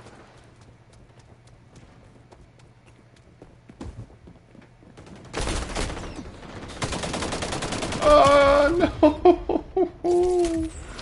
I had them on that jump, I just couldn't deliver with my shots. More annoying than a tickle. Yeah, you'd probably get really itchy at times, dude. If guerrilla warfare was easy, Oh there'd my be a lot goodness. fewer goose-stepping fascists in the world. I feel like this is just me, but I have a really hard time seeing someone when they're using the invisibility. I have a very slight color blindness though. Doctor said it wouldn't affect me in life, but he obviously wasn't thinking about video games. So I don't know if that's what it is. And I don't think putting on a color blindness setting would make that much of a difference for me. Like it's so slight that I don't even know what it is. Hard to see them when it's chaotic, but when they're running in the open, I can spot them easily. Yeah, it definitely helps when they're running, but it also makes it a little bit more difficult when they are running, because if they're moving, I see them and then I lose them, and then I see them again and lose them again, so it's hard to track them with my aim. It's only when they've taken damage that they kind of turn like red that I can really keep up with them. I'm just playing awful tonight. Like usually at this point I'd have like 3 or 4 clips ready to post on TikTok. Yeah, I can see that. Ouch. That hurts.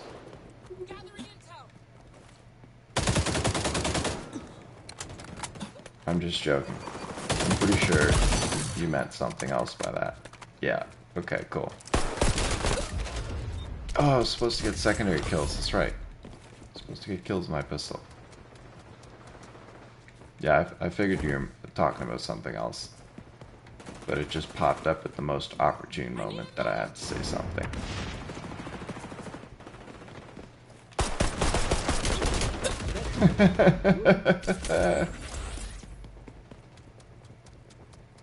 Yeah, as I was saying, I usually have like 3 or 4 clips at this point in the stream, sometimes even more.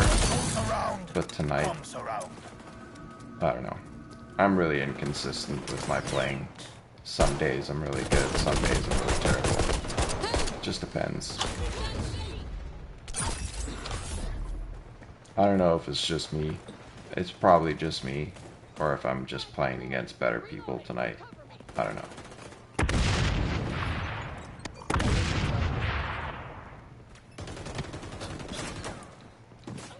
Like in general, I would probably say I'm just above average, and by just above average, I mean like just above, not that much.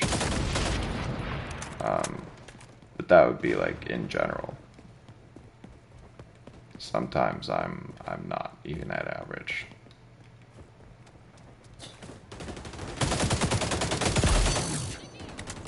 Plus I've been meaning to get control freaks. I feel like that would help.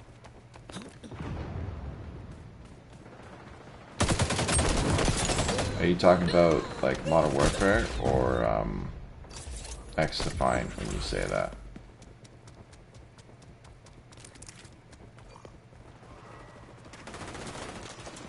Both. Okay. Yeah, I stopped playing first-person shooters back in like I played a lot of Modern Warfare 2019, but after that I kind of stopped because being inconsistent skill-based matchmaking would just screw me over. That guy just ducked and dived right past me. Anyways, yeah, skill-based matchmaking would kind of screw me over being inconsistent. Because as soon as I get a good game, the next 10 or 20 games would just be people that are way better. Because I would do really good, and then I'd go back to being average. Maybe have a bad game or two. And then it would put me back up, and then I'd be able to get a good game again. So I liked xDefiant for the fact that I can have some good games, some bad games. But then there's also just the fact that sometimes I just drop below average on a day, like today. And then it doesn't really matter too much. I'm not going to do great.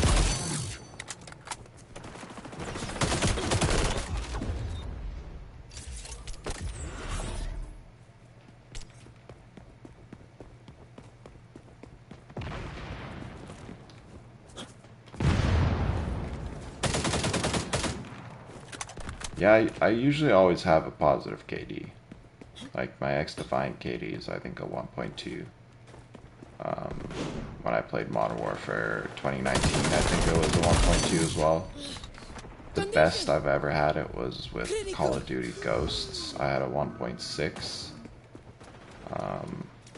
But I've never had a consistent 2.0 KD.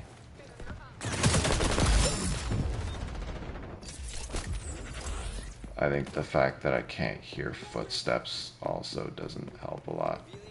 Because I was using like the PlayStation earbuds for a little bit, and I could hear footsteps with those. The only problem I was having with them is that they would disconnect a lot, and I would always have trouble like trying to get them connected back. Which is really weird to say with a first-party device. That shouldn't be a thing. And so for the price, I just decided that it wasn't worth it, and I should try to find another way. So I'm probably going to get a Bluetooth adapter so I can hook up the headphones that I use with my mobile phone, ones I already own, rather than paying like a few $100s or a couple $100s for the PlayStation earbuds that are giving me problems like that. That way I don't have to deal with the little dent in my hair and stuff, and I can also actually hear better. Because the earbuds I have are really good.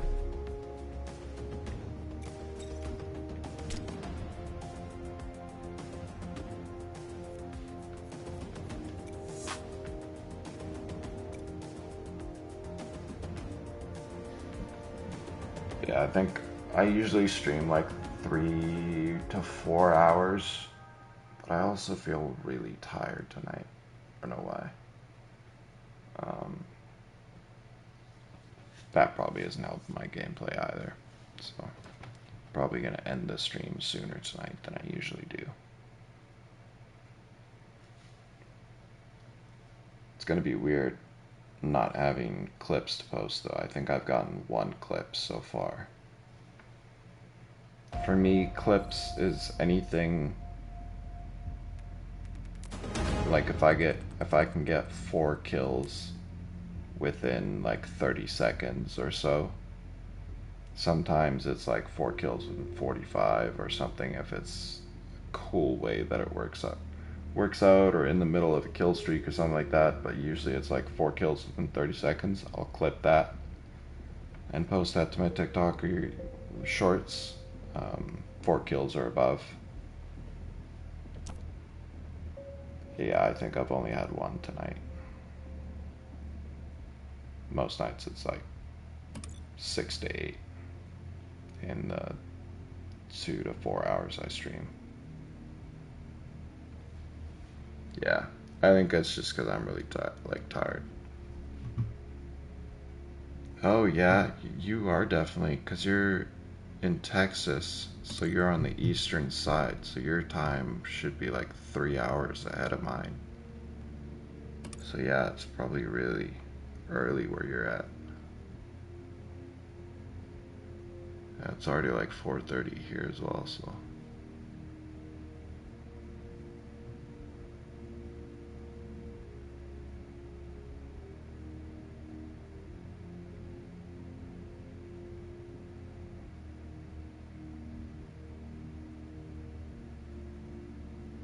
I said I needed to get secondary kill, like secondary weapon kills, and then I just never ended up doing it. Oh, sometimes I surprise myself with how forgetful I am.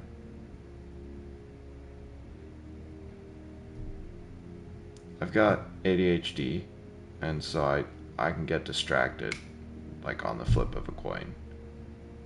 So even though I said I'll get secondary weapon kills after pulling out my secondary, I probably just went right back to assault rifles afterwards, didn't I? I don't even remember getting 1 secondary weapon kill. I think I might have tried once and then that was that. I just totally forgot.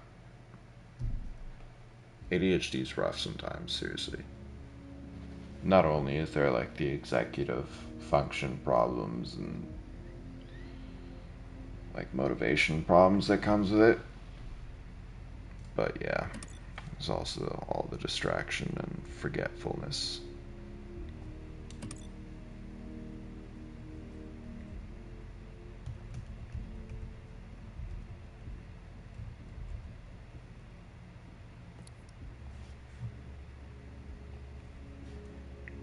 Your dad and brother could have it.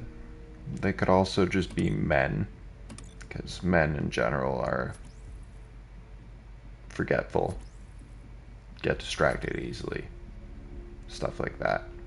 But yeah, it is very possible. And like if one of them were to have it, it's very likely that the other one would have it too, because ADHD is hereditary. Like my father has it, and I got it from him.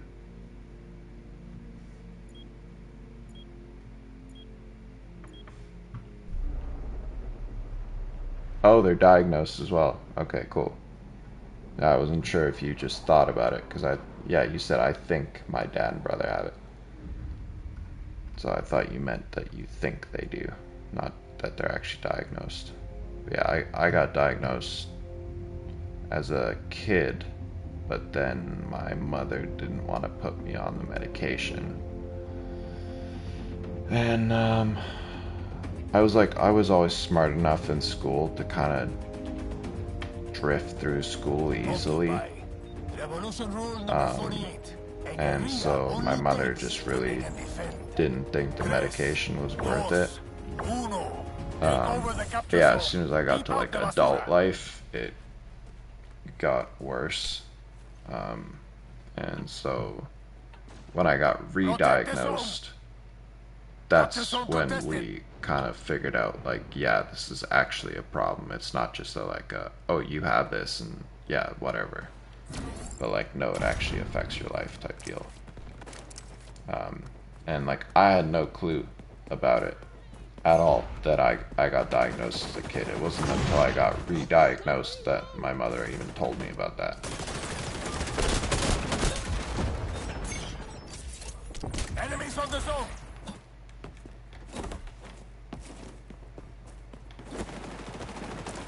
We're on the zone.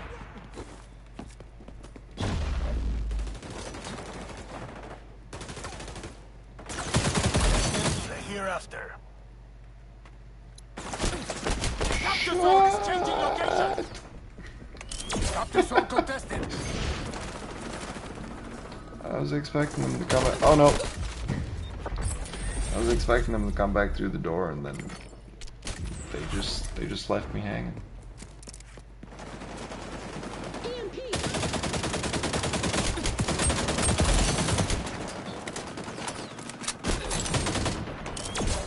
Opening a can of healer. Protect the zone.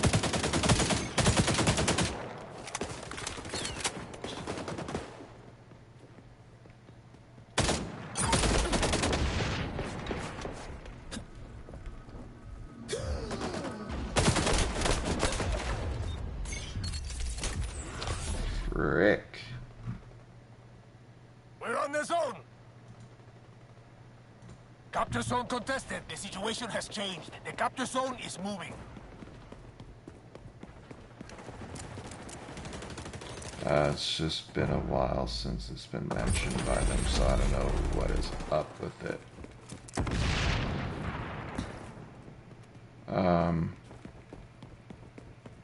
What do you mean you don't know what's up with it? Enemies on the zone. Like, I know you said they haven't mentioned it in a while, but I'm a little confused by that if you don't know what's up with it.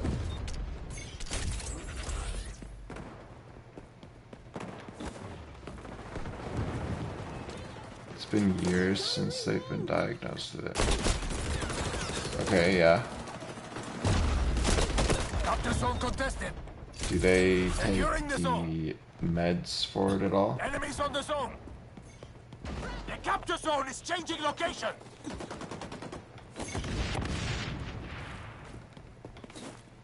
It's also like it's not like some things. If you have them, you have them. And other things like depression as well, it can be like, even though you have it, some people have it worse than others do. And some people can have worse ADHD that affects them more than it does others.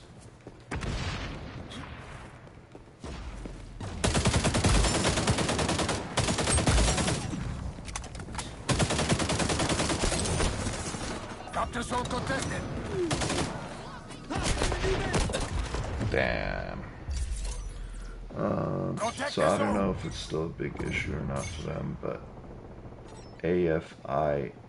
The situation has changed. The capture zone is moving. Capturing. AFAIK. None of them are on meds for it anymore, and they haven't said anything about it. I'm just not sure how ADHD totally works, I guess, but usually everyone is pretty open about all stuff. Oh, yeah, okay.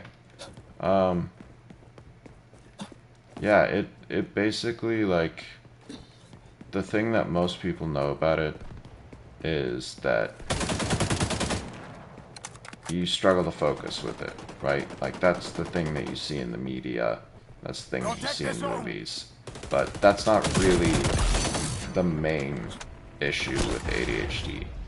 The main issue with it is it's a disorder that disrupts executive function. You'll have to look up a fancy Google definition for that, because it's probably going to explain it way better than I can. But what executive function is,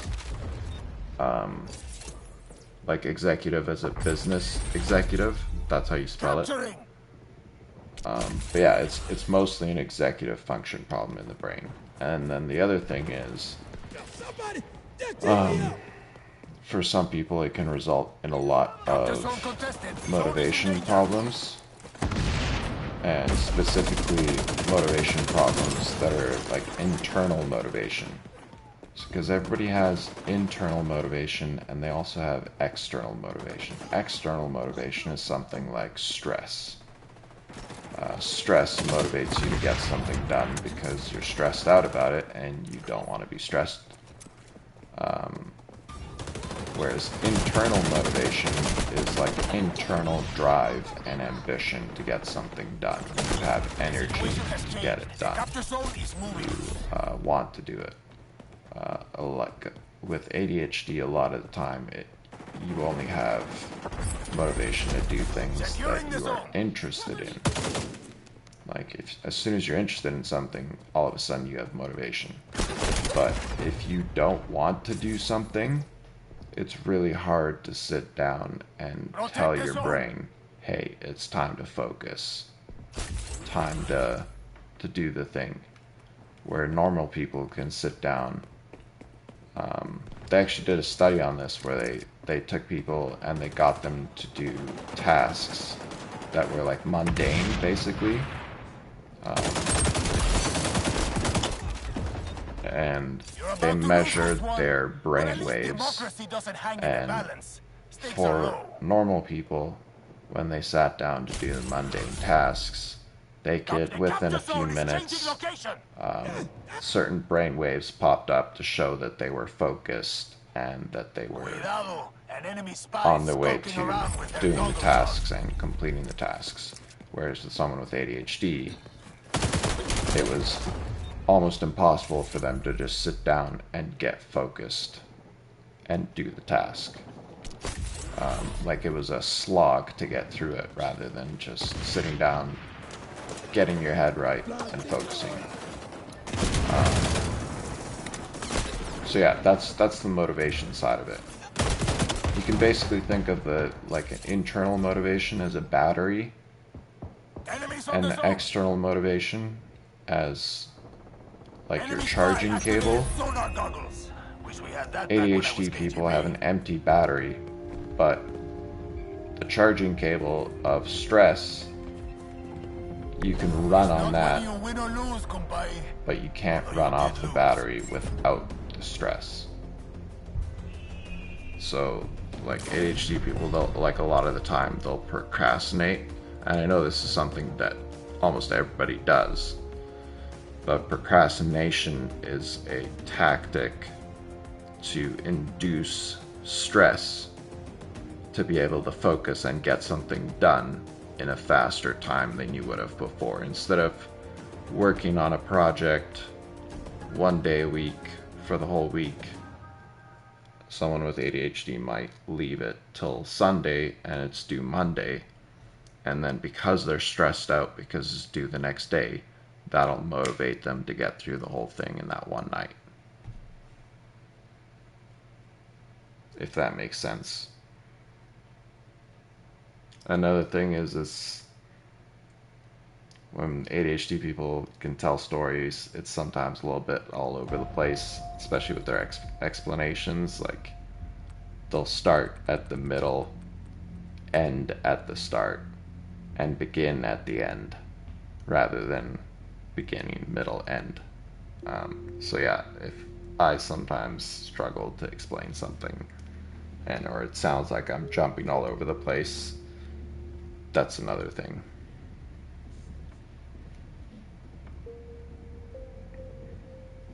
Yeah, those are all the bad things about it. The good thing about it is once you get the right coping mechanisms and you are able to deal with it, I guess you could say. Like once you have the right strategies and coping mechanisms to deal with it, it can actually become a superpower. Because ADHD people, while they struggle with focus, when they're interested with something and they're motivated in the right way, they can actually hyper focus on things. So the best way I've heard somebody explain this is when it comes to focus and ADHD, it's like a light switch. It's either there or it's not. So you either have no focus at all, or you're just hyper focused. Whereas normal people, it's more like those lights that you can kind of dim them a little bit.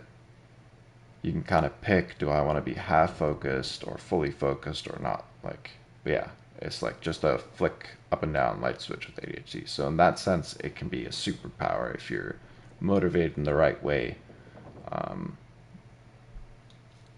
You can be more focused than a normal person would be. So yeah, like sometimes when I'm playing games, I'll, like, especially when I'm not multitasking or talking to someone and I'm just playing and just focused on the game, I can like feel myself basically just become so hyper focused on the game. My reactions are just insane. And yeah, so sometimes it's awesome, but other times not so much. Yeah, I don't know if you looked up the executive function thing. But yeah, it's mostly an executive function disorder before it's a focus disorder.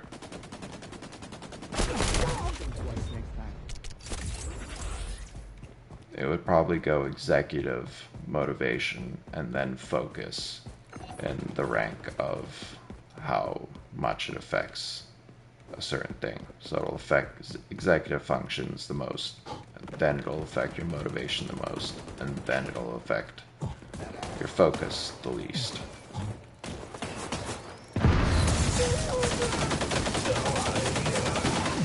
I tried to get it off.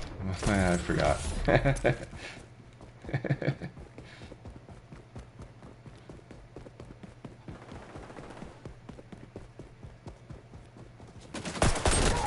So yeah, I don't know if anything I said, if that kind of brought light to your father and brother.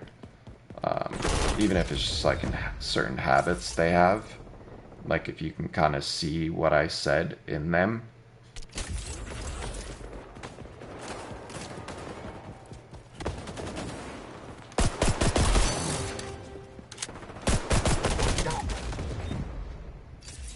Yeah, I've definitely like noticed stuff once you said it. Okay, cool. I'm glad I was able to bring a little bit of light to that situation.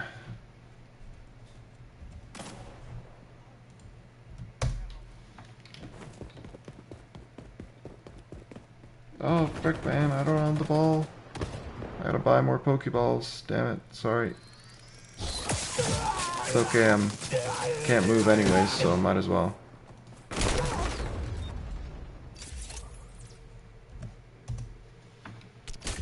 I would recommend trying the Pokemon game. It's really fun. I don't know why it is, because all you have to do is type !Pokecatch, and then you capture a Pokemon. But eventually, once you get enough, you can actually go into a little arena and battle other players or battle like AIs.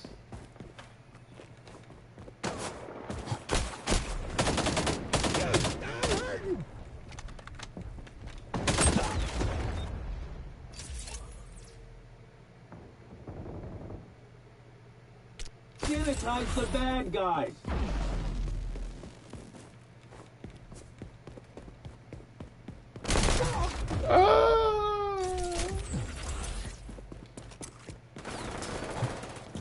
Yeah, if you scroll down a little bit, like every now and then you have to buy some. Hey, see? There you go. You caught your first Pokemon. If you scroll down a little bit, you can see the game, and you can look at all your Pokemon. You can look at their levels. You can look at their skills. I've never actually played a Pokemon game before. This is my first one. I've just seen, like, in someone else's stream, I saw this, and I figured it would be nice to throw on for people that are watching me play and, like, maybe just lurking instead of chatting. And in the end, it got me addicted to it.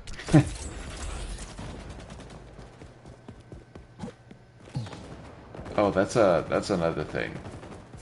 I forgot to mention about the whole. I'm just getting killed from everywhere, man. Like from the left, right, and behind. Getting spawn sniped. Anyways, the other thing. Ah, frick, what was it?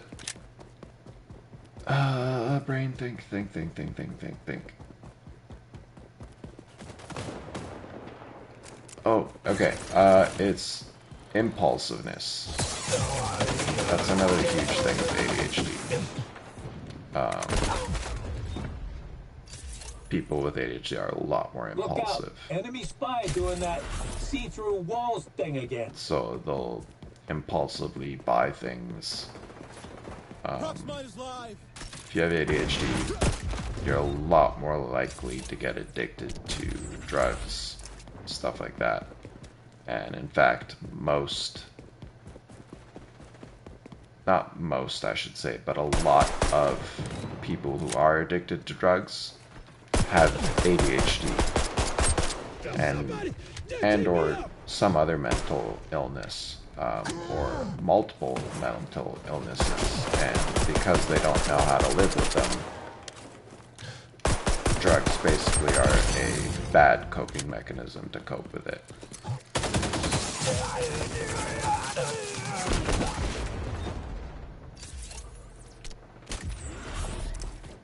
Yeah, you could probably attribute that to his ADHD.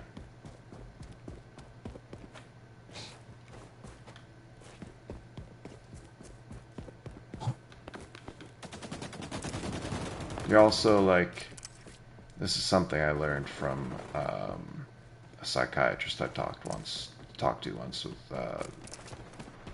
like when we were figuring out my ADHD meds and stuff. She said that people who have ADHD are a lot more likely to also have depression, also have anxiety, also have, I think, I'm not 100% sure if bipolar was one of the ones as well.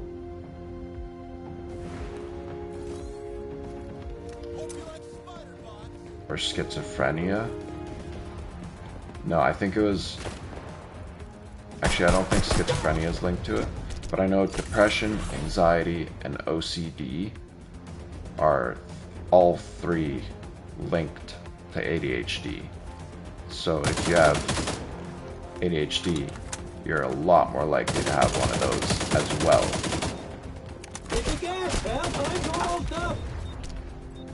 Like, I got hit with ADHD and OCD, both diagnosed.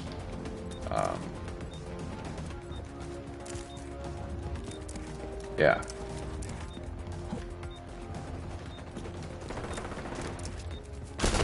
It is what it is. It's just like... It's not actually like... It's not like I have autism or something, right? Like, it doesn't... Like, normally if somebody would talk to me, they would just think I was normal. Like, it's not until you know what to look for that you'll really see it. And I think, especially in childhood, it's a lot easier to miss that type of stuff. It's normally just like when you get to adult life when it starts becoming a problem.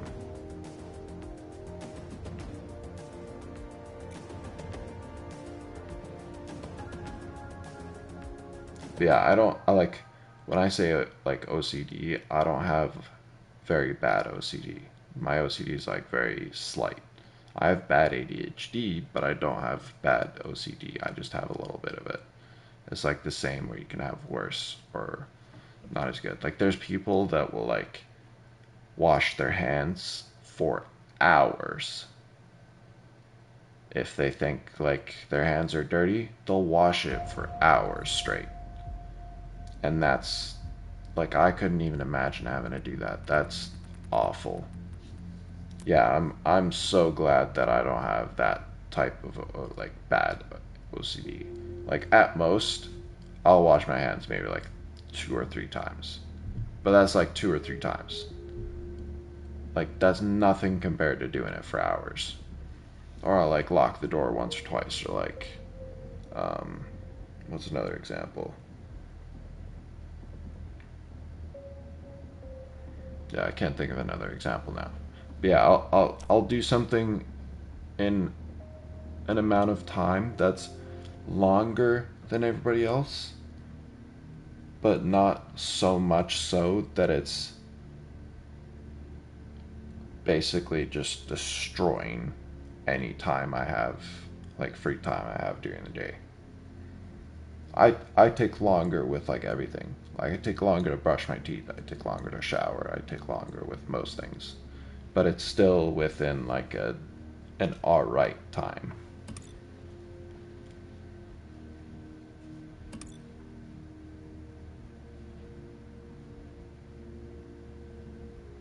Damn, we've gotten into some really, I want to say deep conversations. It's not that deep, but yeah, we've gotten into some interesting stuff.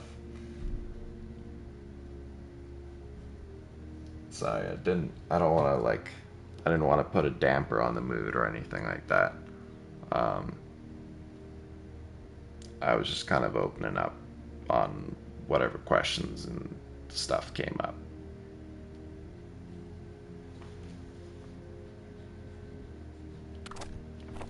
I don't know, I kind of like medicine in general. Like, I think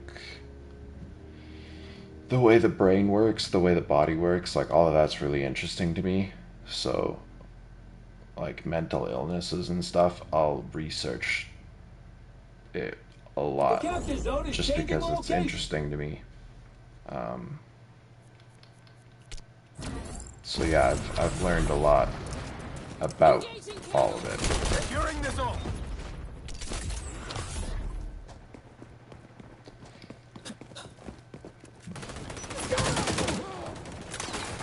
Protect the zone.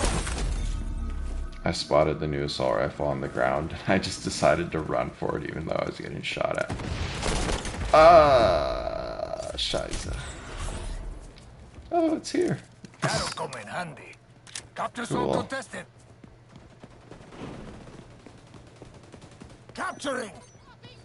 I'm honestly kind of sad. I should have bought the premium battle pass that put me at 20 battle pass levels right from the get-go, so I would have been able to use this assault rifle. But I didn't, because I thought that I would reach level 90 too soon and before the end of the season. But I kind of forgot how slow you level up your battle pass. Like, it's really, really slow. Yeah, I've never done it, ever. But I really wanted to try this new assault rifle. I really did. And the only reason I would is because I have spare points from when I bought one of the Founders Packs. And the reason I bought one of the Founders Packs is because impulsiveness, and also, I don't know, it was like basically like this game is like getting Call of Duty or something. You have to pay $80 for Call of Duty. So I was like, why not pay whatever I paid for the Founders Pack and then get Battle Pass boosters and some spare points to use on all the Battle Passes when they come out. Because I knew I was going to be playing it. It's not like I was just going to start playing it and stop, because I was really enjoying it. But it did take me like a long time to actually end up making the purchase. I didn't buy it right when it released. It took me like another 25 days thinking about it. So I guess it wasn't really that impulsive. I ran right into that. When do you usually stream? We're on the zone. Nice. That's good to do. I'll only buy the battle pass of something I'm playing if I know I'm gonna finish it. I don't buy it unless I know I'm gonna be playing and finishing it. And sometimes I do buy something and then I don't finish it. But yeah, recently what I've been doing is I play until I get to like halfway through the battle pass, and if I know I'm still enjoying the game, then I'll buy it. That's what I did with this one. I played until I got to like level 25 in the battle pass, and then I bought it. Actually, I think I was like level 33 or 35 or something, so I was even close for the end. That way, you're not buying it at the start thinking you're gonna finish it.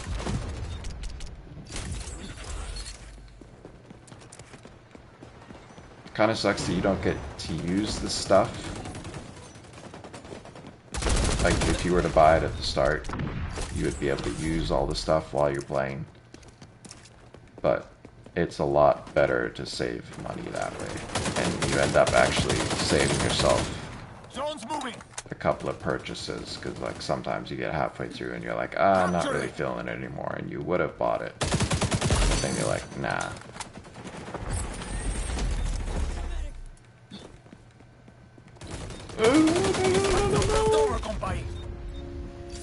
I usually stream like 10 p.m. Central, sometimes a bit earlier or later. Yeah, I'm like that too. I have my schedule set for 1 a.m. PST, but I will start not earlier, but I usually start a bit later than that.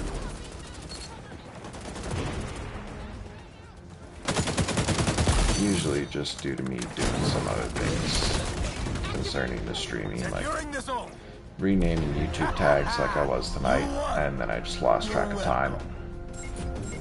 And when I looked at the clock, it was like 2:10 or something.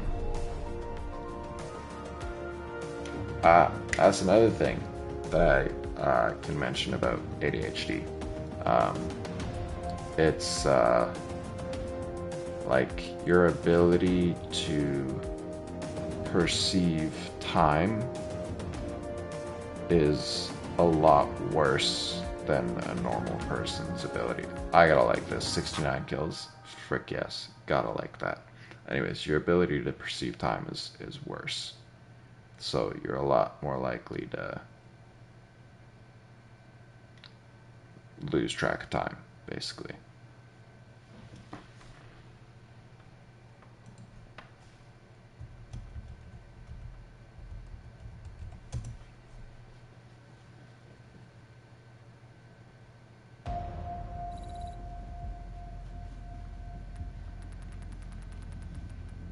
Yeah, there's another thing as well.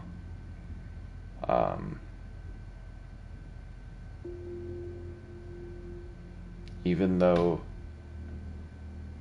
someone with ADHD might know something, it doesn't mean they're gonna put it into practice, even if they want to. So a lot of the time it'll be like, I'd really like to learn how to do this, or I'd really like to do this, and then it just never ends up happening.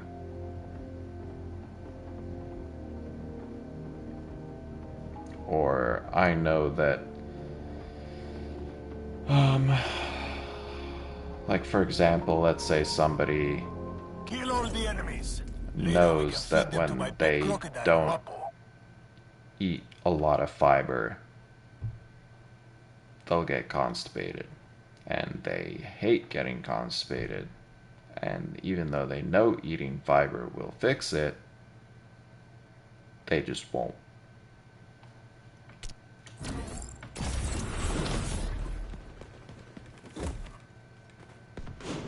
And that's like one of the executive function things. It's like that part of the brain is disconnected with another part.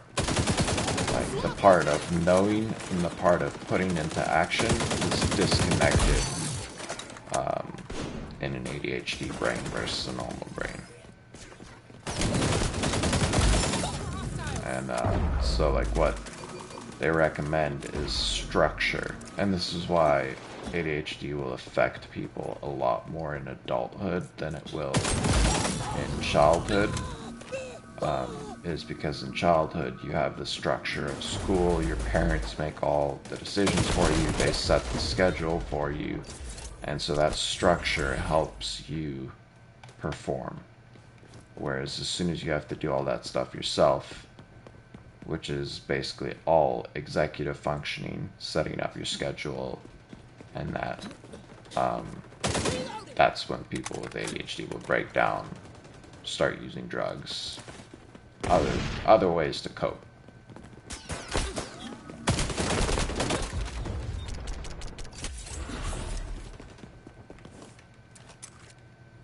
Sorry, like if you don't want to talk about it or hear about it anymore, like I wouldn't be offended in the least. I'm a little bit geeky and nerdy about this type of stuff. I don't know, I find it super interesting. And so I can talk about it for a long time. And like even if we stop talking about it, I'll bring it back up when I think of something else just because I think it's interesting. But yeah, if you don't want to talk about it, I have no problem with that.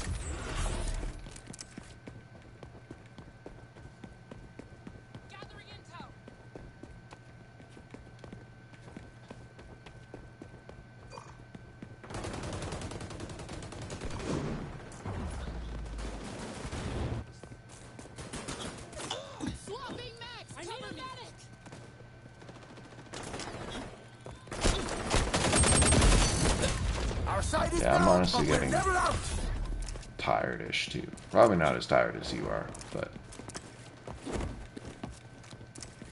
yeah, I'm definitely not as tired as you are because I'm actually still playing a game and that's stimulating in and of itself, so. But yeah. You should probably go to bed. It would probably be a good idea. I know you said that the sun was coming up and it's like what? It's probably like 8 a.m. where you are right now, so you should probably sleep. Enemy spy activated sonar goggles. Wish we had that back when I was 7. Okay, it's 2-hour difference then. Okay, got it.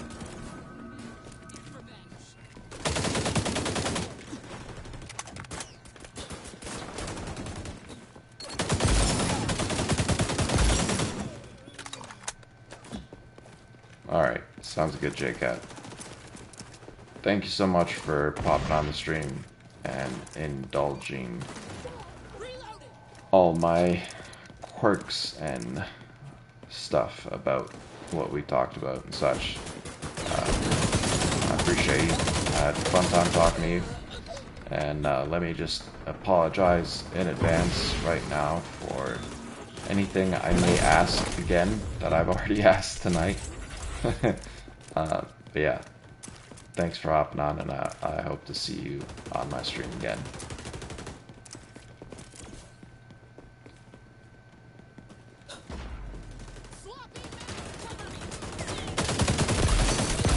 Alright, sounds good. Good night. You can't hide now.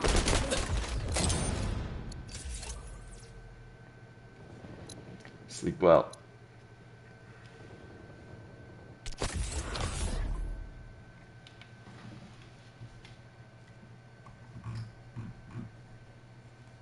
This one's almost over, except for the name calling and finger pointing.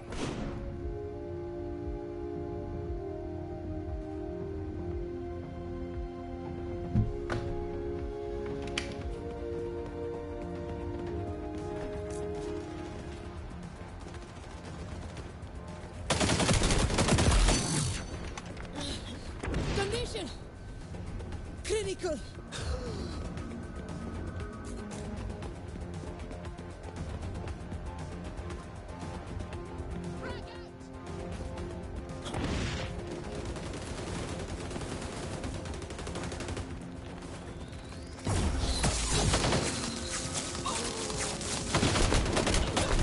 Oh, maybe we'll do the revolution tomorrow, eh?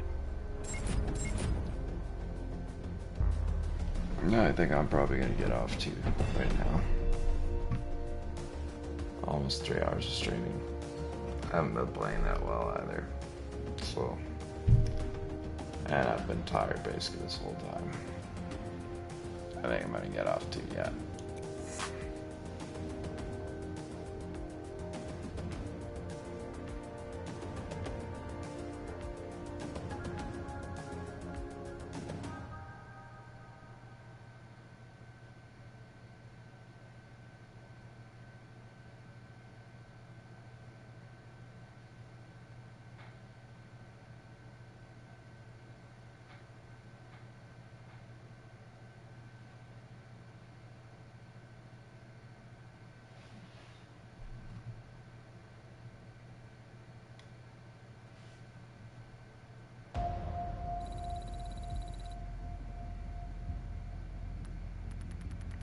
GG, man. Thank you. Appreciate it.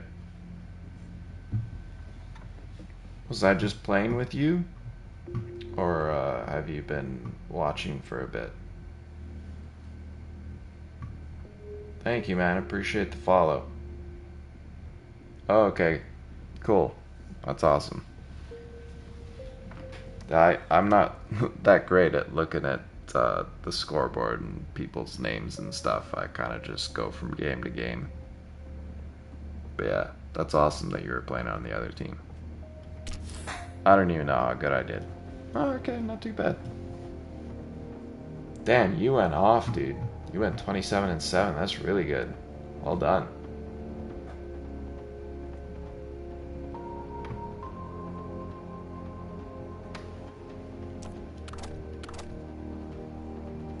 Thank you so much for the follow, by the way. I want to say your name, but I also feel like I'm totally just gonna slaughter it.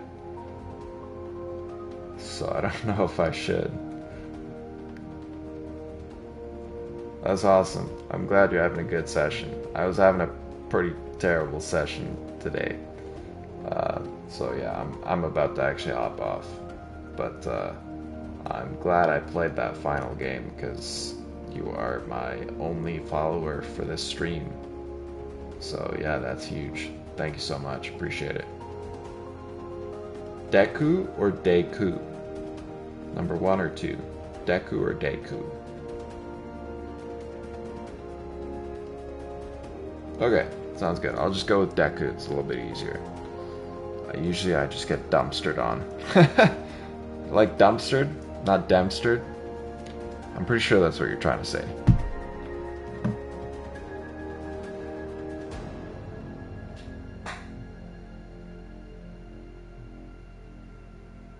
Oh, okay, got it.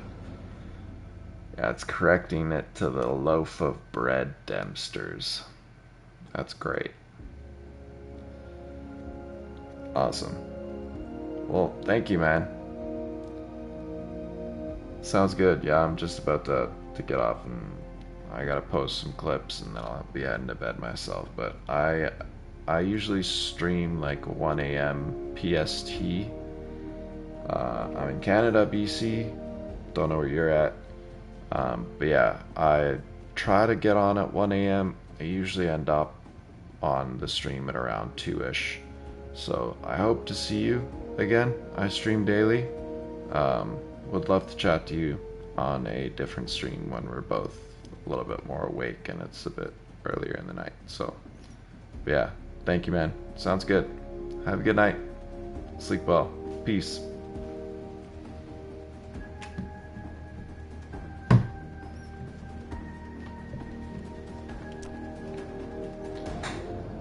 Alright, and to everyone else watching this as a VOD, if you made it all the way through, you've got some balls on you, because it was a pretty awful night, gameplay wise. So yeah, if you did make it through, thank you.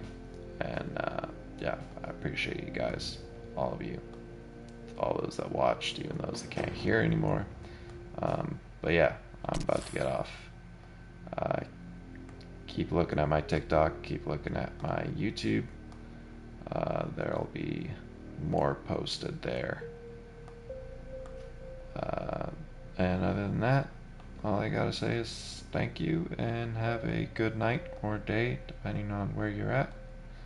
And peace. Krysis out.